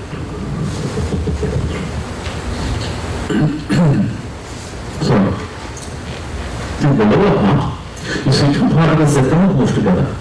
Now in this case, you see that these fluctuations do not come at the same time, unlike here, right? So that means the two are not correlated. And it's important to understand that this is just one example, right? There's no way for you to predict when one fluctuation comes and the other. They don't have any relation, right? So that means you get the autocorrelation function, but no cross-correlation function. So I give you some examples. Okay, so here we use, that was actually a measurement done as well again in a zebrafish, zebrafish. And that was CDC42 as a constitutively active mutant labeled as MRFP, and I figured one an interacting protein that was labeled as EGFP. And what you see here now is you see the red autocorrelation function of CD42, you see the green correlation function of IQVAC, and you see the cross correlation. I should say that is taken in the cytosol. So what I can do now is that I now know that my affinity or dissociation constant is defined by the free green and the free red particles divided by the complexes, right? That's a definition of the affinity. I have three correlation functions, right? I get the green, I get the red, and I get the cross correlation. So the complexes. So I can solve my three correlation functions and determine actually the KD over these three concentrations. And then for every single measurements I can I can calculate the KD, and then I can plot this in a plot and fit this. Right? In this case, we got 79 nanomolar standard deviation about 1.8.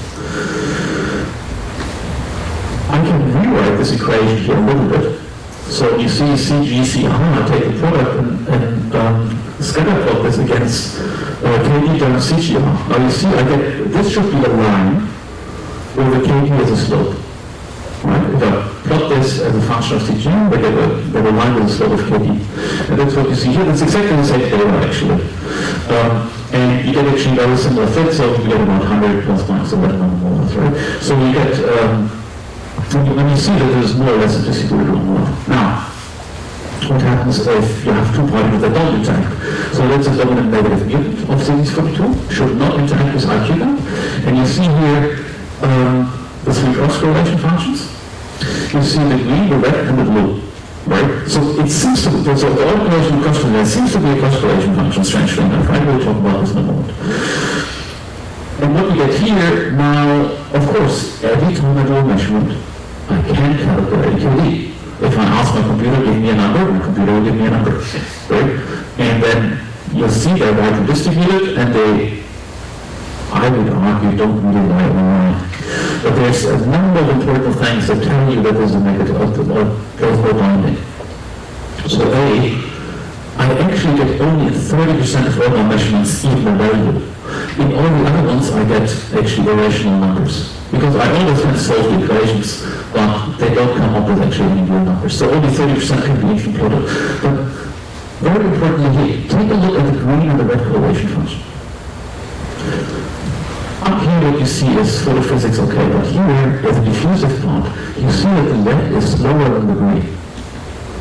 Now if two particles move together, they must have the same diffusion coefficient.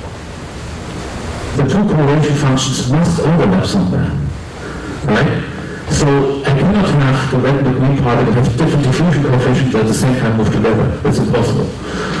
Unlike here. Here you see that the correlation functions actually overlap in the table here, indicating that there are particles that have the same diffusion coefficient in red and green. Right?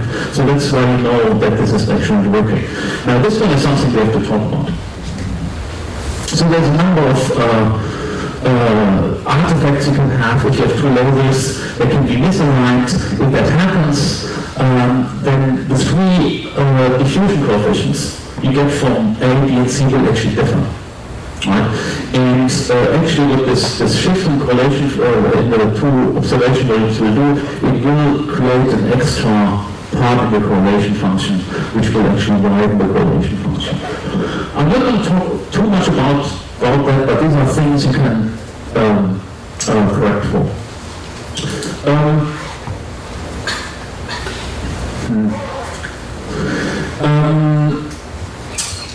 Very quickly, you can even make a difference between endogenous proteins and non-fluorescent proteins. Endogenous proteins are proteins in your cells that are there before you actually transfected your own proteins in. Non-fluorescent proteins are proteins which you transfected the plasmids, but the GFP or the MRFP never maturated, right? Or they were bleached. If you have the linear plots I showed you before, where you plot the complexes against the product of the free components, you'll see that in endogenous proteins you will get actually a concave plot, while if you have non-fluorescent proteins, you will get a convex plot.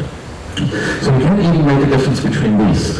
And these are, of course, things you always have to find against. Endogenous proteins will look like you get actually a lower affinity because a lot of bindings will have actually an endogenous protein that's not native. So, and that is an important thing I want to talk about very quickly.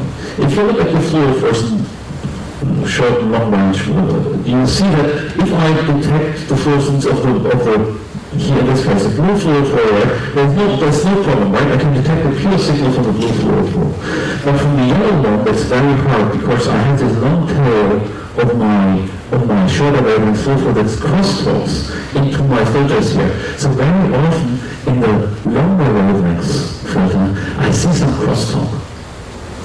But if I detect blue signal here and here, that means I automatically get a cross correlation. Because it's actually it's not it's actually an autocorrelation, it's a pseudo cross correlation, it's actually an autocorrelation because it comes from the same particle, right? So to avoid this, there was Donan, that is pi FCS, it's pulse interleaved excitation FCCS. So what you do there, you excite automatically with the yellow and blue laser. And after you excite with the blue laser, you detect only blue signal, you ignore the yellow signal, and if you excite with the yellow laser, you take only the yellow signal, you ignore the blue signal. So now you get actually only pure blue and yellow signals. And just to show that this works, so that is a negative control for FCCS. That was two-member anchors that were labeled as two different fluorescent proteins, MRFP and EGFP. There's no reason for them to interact. You get the autocorrelation function, you get the cross-correlation function, which is actually as flat as it can be. There's no crosstalk. But the positive control, it was an EGFR receptor, which carries both fluorophores, one outside, one inside the cell, and you clearly see that you get actually cross correlations. You don't get 100%.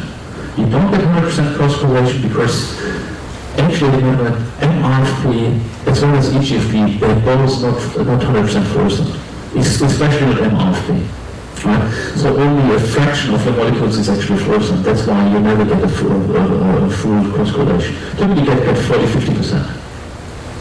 And then there's a measurement between two EGFR receptors, one labeled with MRFP, one is EGFP, and you see that we get cross correlation indicating that in this case, this receptor actually dimerizes. We see actually the interaction. Okay, are there any questions to FCCS?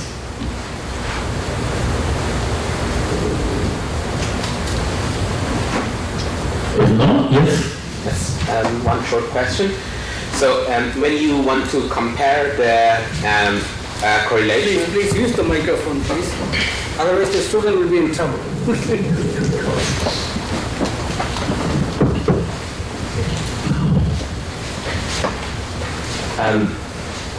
So when you compare the correlation inside the cell and outside, so you have a different curve which comes from different times, like correlation times, but also the volume will change because you have a different refractive index inside the cell, and this will change some other parameters. How can you correct that? Yeah, that's a very good question. So typically, I mean,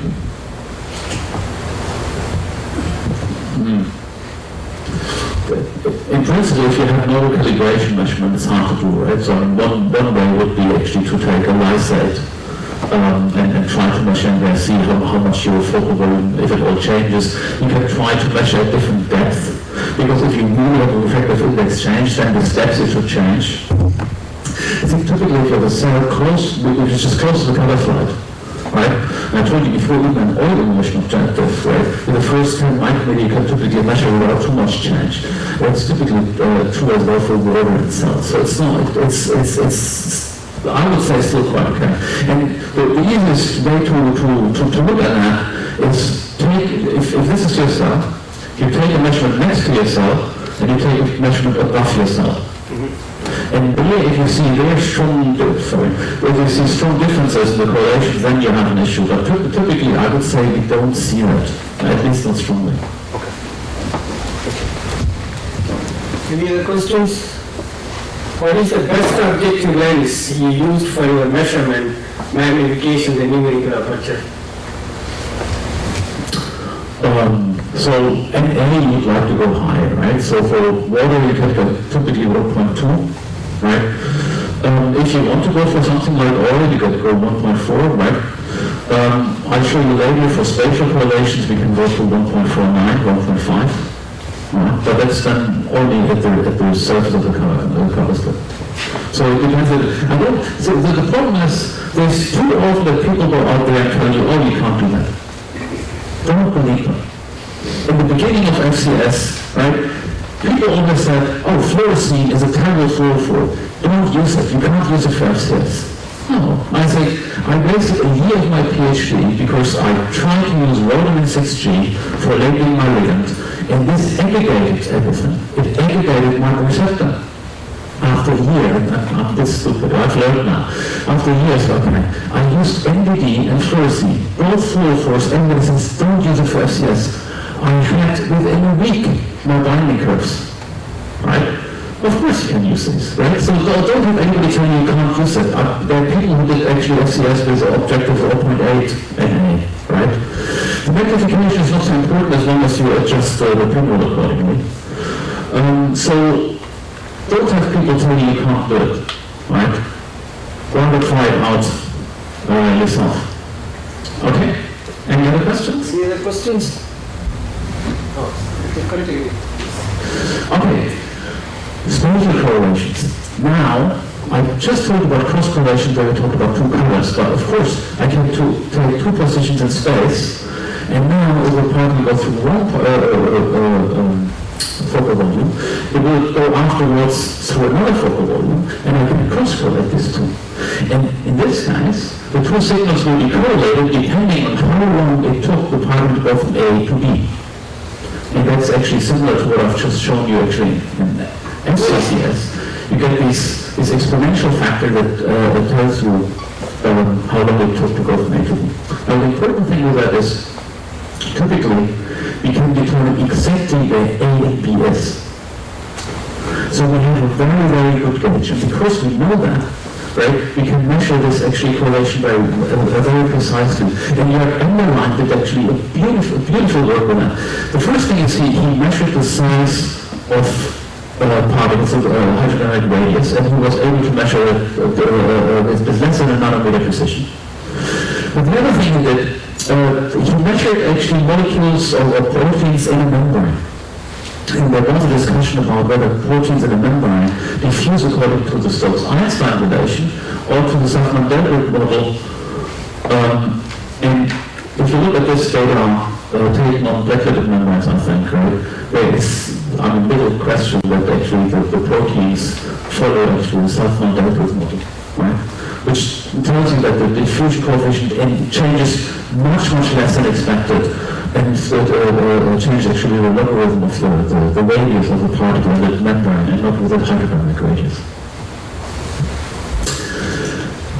And then is something which is very popular, right? Once I just told you I have two fixed focal volumes, but I could as well move my focal volume. Right? And what you see here is, if you look at that, that's exactly the same thing as what you do in a confocal microscope. You scan. So if you look at that, different particles will actually give you different signals. So here, the first one, you see, okay, the particle doesn't move. So what I get here as a correlation function, so to speak, is just the size of the PSF. Right? I move over there with my focal volume, right? So it means actually my peak is just my PSF basically.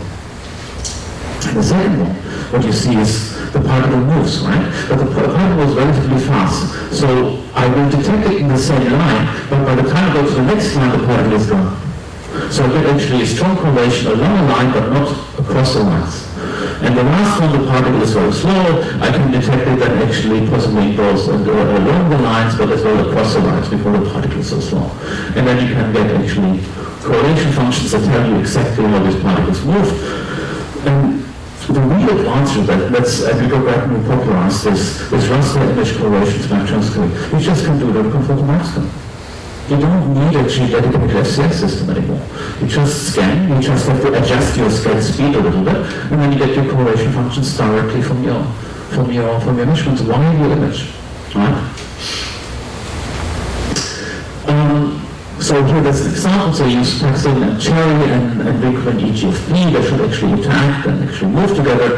It was Michel Diekmann who did these measurements, and then you see actually, now you see this, because raster image correlation spectroscopy, you have a fast axis and a slow axis, right? The fast axis is along the line, the slow axis is across the lines, and you see actually the green channel, the red channel, and you see the cross correlation, how the two actually move together in the focal adhesions. Okay, and now we come to more or less the last part, let's say image correlation spectroscopy and not imaging FCS. Now, if you, what we talked about in FCS up to now is always you have a particle going through a focal volume, so we determine how many time steps it took to go through your focal volume.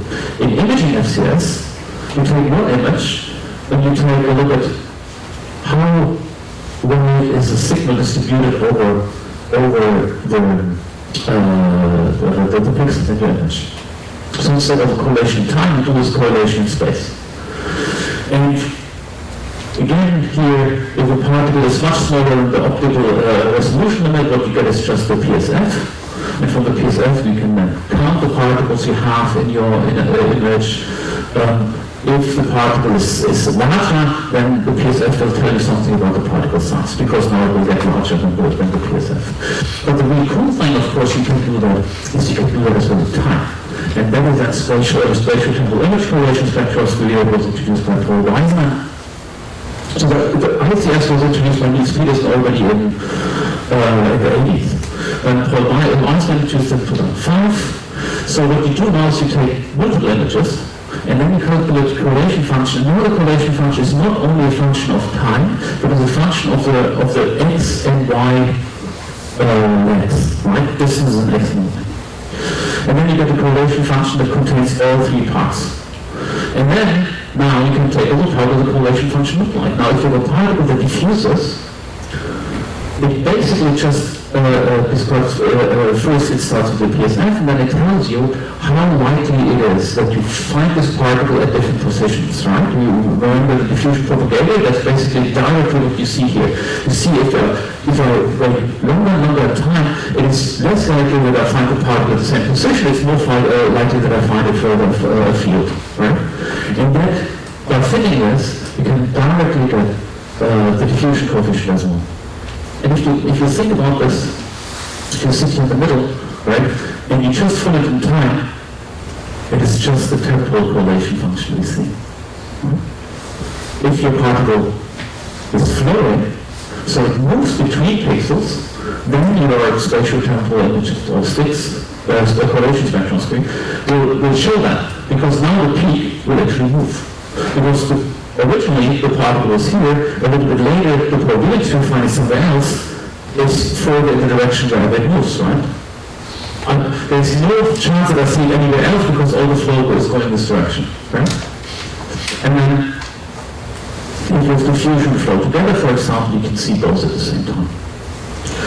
And that was, again, Thorsten Wohland, who has shown that very nicely, so they've used alpha-actinin, it's related with ECFP, alpha-5 integrin with EGFP, and then at different parts of the cell, we can actually determine how these particles move, how they flow, and then they can even do the cross-correlation and say in how far they move together. So this is actually a very powerful technique, because now you get actually correlation functions over whole images. We showed latest did something very similar, but from a slightly different perspective. So we used actually the same system and a totally total reflection microscope. So we see actually only molecules that are on the surface of the color side.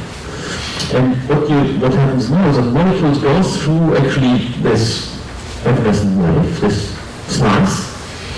The image is onto a camera. And then, of course, in every pixel of the camera, you can see again these peaks, right? So this is just two randomly picked pixels, And then in these pixels, you see actually these peaks from the fluorophores. Now, that is exactly the same thing as I explained to you in FCS. That means that every single pixel of that camera, I can take a correlation function. So, these are the examples. That is rotary PE compared to EGFP. EGFP solution is relatively fast, rotary P on the membrane is slower. You see the different widths. And here we took two different concentrations of rotary P in binary. You see different amplitudes. And then what you can actually do, you can take now a whole image that is now 128 times 128 pixels. What you see here is an actin cytoskeleton and a protein binding to the cytoskeleton. And at every single point here we have actually the correlation functions. We can determine the number of particles, we can determine the diffusion coefficient, and what you see here now, well, I hope you see it, that the directions of the actin cytoskeleton actually shows up here as well. Why? Because the protein we measured had an affinity to the cytoskeleton. So what happens is, if the protein binds to the cytoskeleton, it's going to slow down. While if it's in regions where there's no cytoskeleton, it's going to be faster. So diffusion coefficients change exactly opposite to where you have fibers. So if you have fibers, you have a slow diffusion coefficient. If you're off the fibers, you have a fast diffusion coefficient. So we can do this now in a whole image. Now, if you can do it in a whole image, you could do this now as well in time. Right? So these measurements were taken at 1 millisecond per frame, 50,000 frames, right? I should mention this. The intensity use here is 2.3 watt per square centimeter. In a confocal microscope, we typically work with about a kilowatt per square centimeter. So we use actually very, very little intensity. So that means we can measure actually cells over a very long time. So that is a cell measured over about 30 minutes, continuously. We measure continuously over 30 minutes and continuously calculate the correlation functions. And what you see here now is movies, right, of the diffusion coefficient and of him. They're not, and as I hopefully appreciate that, they're not going to be the same as the movie of the images, right? They will be important on real parameters like diffusion coefficients or concentration. You can do that in 3D. In 3D, we use light shift microscopy. Exactly the same principle, right? If particles go through there, you see in the camera, you get the different peaks, you get the correlation functions, and in this case, you see actually a Drosophila embryo. That's a projection. Here, we for one cross-section, we show you a diffusion coefficient map and the number of particle concentration map. And these are the correlation functions you get from the nucleocytoplasm and yolk in such embryos, right? So you can actually use this quite efficiently. Okay, I think I don't want to.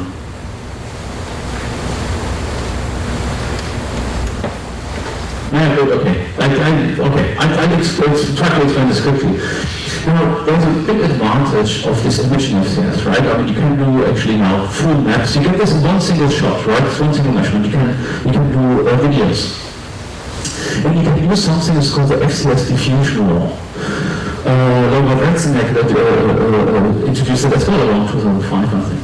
So the idea of the diffusion law is the following. If you have a particle diffusing freely in a membrane or so, let's say, right, with 4 e's and 2d.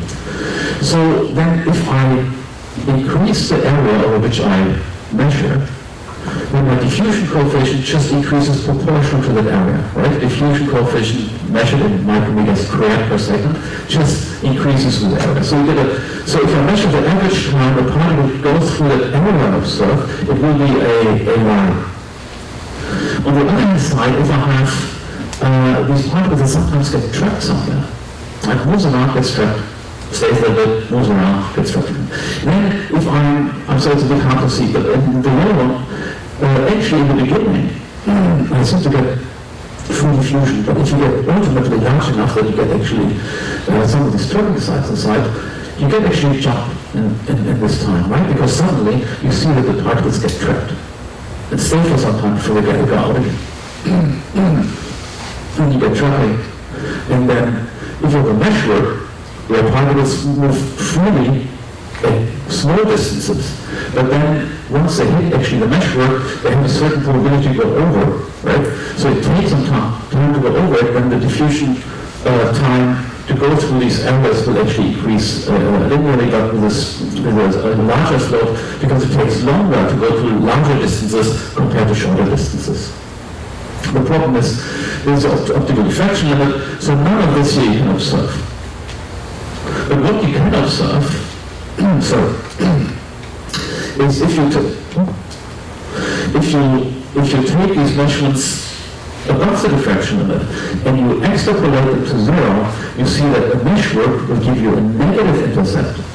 Trapping will give you a positive intercept, while free diffusion should go directly through zero. And you can measure that, of course, with Z-scan FCS, so you scan actually your FCS focal volume over the membrane, and you see different areas. You have to take multiple measurements and then extrapolate. You can do it actually below the diffraction limit, because an Egeling has done that in the STEP FCS. And that is, of course, very powerful. Again, you take multiple measurements, and above the optical diffraction limit, you can change the focal volume of the confocal microscope and measure that, extrapolate it to zero. Or, and that's the nice thing, in imaging FCS, you get everything in one single shot, one measurement. Why? Because once you recorded your data, you can decide what you want to correlate. You can correlate 1 pixel, you can correlate 4 pixels with themselves, or 9 pixels. So you get these different areas automatically in one single measurement. So it's like you decide the pinhole with which you want to detect the signal after the measurement. So just examples. So here you have DII it's in Chinese hamster ovary cells. DII is a lipid, should diffuse freely. This is the diffusion coefficient distribution, goes exactly through zero. If we take GPI, a GPI anchor protein, is very known to be in cholesterol domains, you get actually, they move of course much slower, and they have a positive intercept because they are no domain tracking. If we add endothelin extract cholesterol, then they start moving faster, and the intercept almost collapses to zero, means there's no interdiffusion anymore, there's no tracking anymore. PMT, plasma membrane targeting sequences is in the inside of the cell. It, for us, shows always a slight negative intercept, indicating that it interacts to some extent with the cytoskeleton. If you take latuncalin A and disrupt the cytoskeleton, we get a zero intercept again. Right? So indicating that the diffusion law seems actually to work, and very quickly we've done this on a zebrafish again. In this case, we were interested in a molecule called WEN3, which sits on the membrane. We want to know whether it's in domains, and whether we can reduce the domain localization. And WEN3 is a lipidated molecule, and there's a drug called C59 that can actually reduce lipidation. So, these are all control measurements around, just to show you here. If you use a drug, what happens is the diffusion coefficient goes up, right? Because WEN3 we think has 2 lipidation sites. If one lipid is missing, then the other one is moving faster.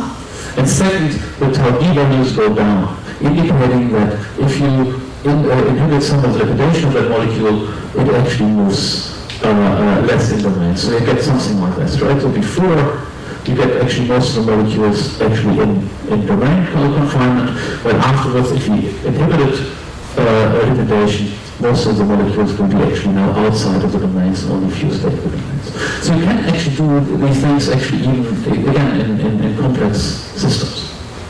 So, in the last couple of minutes, just to let you know where we go from here, so what's the future of FCS according to me in this case, I guess. Right. So the first thing is this imaging FCS, which I just showed you, right? We can do nowadays live. So for those of you who did actually right here in the 90s or so and started FCS, it was so great to see the correlation functions live. Now we can do that with hundreds of correlation functions at the same time. So you switch on the camera, you take a look, you don't get correlations, you focus or you do whatever you need to do to get the correlation. So you can do that right now. The second thing is, with GPUs and with deep learning, you can now actually evaluate FCS functions much faster. So I told you that the most measurements for imaging FCS will take about 50,000 frames at 1 millisecond. It takes you about 50 seconds. If I take a trained network, I need only 2,500 frames, 2.5 seconds, to get the same results. Don't ask me why, but it works, right?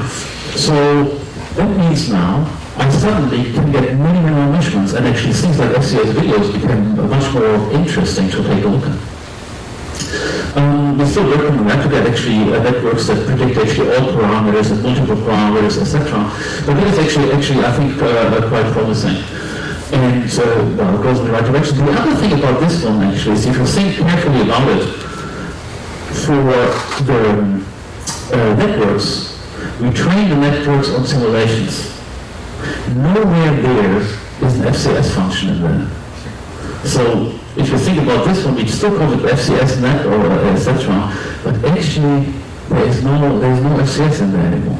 We directly take the intensity traces and from the intensity traces predict what the diffusion coefficient is. And then you don't need all the complicated mathematics. And then of course, the last thing, again, one thing is I think exciting is actually the combination of super resolution microscopy, because now we do this in an imaging mode. I can use computational super resolution at least to get actually super resolution of for example, actin fibers in this case again. I get diffusion coefficients from EGFR or whatever, or different molecules, and then I can compare how the diffusion coefficients look like on and off the fibers, right? So now I can use on one side the super resolution to improve my FCS evaluations because I know exactly where the fibers are. And I can use the FCS evaluations to correct the artifacts of the super resolution microscopy because they are not free of artifacts. So this goes both ways. So I think these are the things which are, at least for us, are interesting to go into the future, and hopefully we'll see more of these things. So what I try to tell you today is that signal fluorescence intensities, right, especially fluorescence fluctuations, they can contain more or less all the information of your systems. If you get this out, right, you can get all the information you need from the system. The correlations provide statistical analysis of the signal fluctuations. Correlations are actually give you a lot of information. We can fit actually theoretical functions, but in the future we can go hopefully with AI into a single ways to evaluate it. What instrumentation can be used? Nowadays, if you use imaging FCS, you can use raster image correlation spectroscopy, you can use confocals, you can use light sheets, you can use 12 microscopes without actually any modification. You can directly use them out of the box. Only confocal FCS itself, you still need modules, but otherwise for all the others, you actually don't need any special customization anymore. And you can measure, of course, dynamics, interactions, stoichiometry, affinities. And with that, just remember, if anybody is here who wants to work in Singapore as a microscope and spectroscopy, take a look, and then I'll break some questions.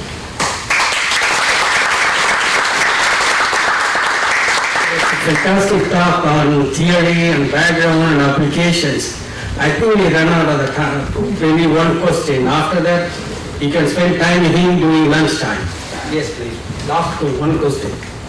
Hey, thank you very much. Beautiful tutorial. So this is a bit of a naive question. So when you go from, you started with the confocal volume, and then you normally have to show these 6 orders of magnitude of time correlations. But when you go to imaging correlation spectroscopy, your cameras go to milliseconds and kilohertz, a little bit slower. So what are the consequences of not having that, that access to, sub-millisecond regime? And, what are, you showed mostly membrane data, but what happens? Yes, that's right. So you're absolutely right. Because it's ideal for membranes, because membrane diffusion is slow, so you can easily capture this with a millisecond. If you go to 0.3 milliseconds, which is possible with the EMC release, you just can get GFP in the cytosol. So in principle, you can do proteins in the cells. If you go to solutions and you have something like acrylonitrile, then you start having problems. You see on the tail. Now that said, the fastest camera we had was a CMOS camera that ran at 1 million frames per second, so a microsecond. That actually can't be used as that because you see all the electronics in the camera, but from 10 microseconds onward, you get the correlation functions. So in principle, there are cameras out there that are fast enough to do that. But in that case, if you look now at the APD arrays, the new ones coming out, they are fast enough. They should actually be able to do it. We had an early version with the late Jörg Langowski together. We tried this out, and you go to the microsecond range with these cameras. So now they're commercially available. Thank you. Okay, let's thank Thorsten.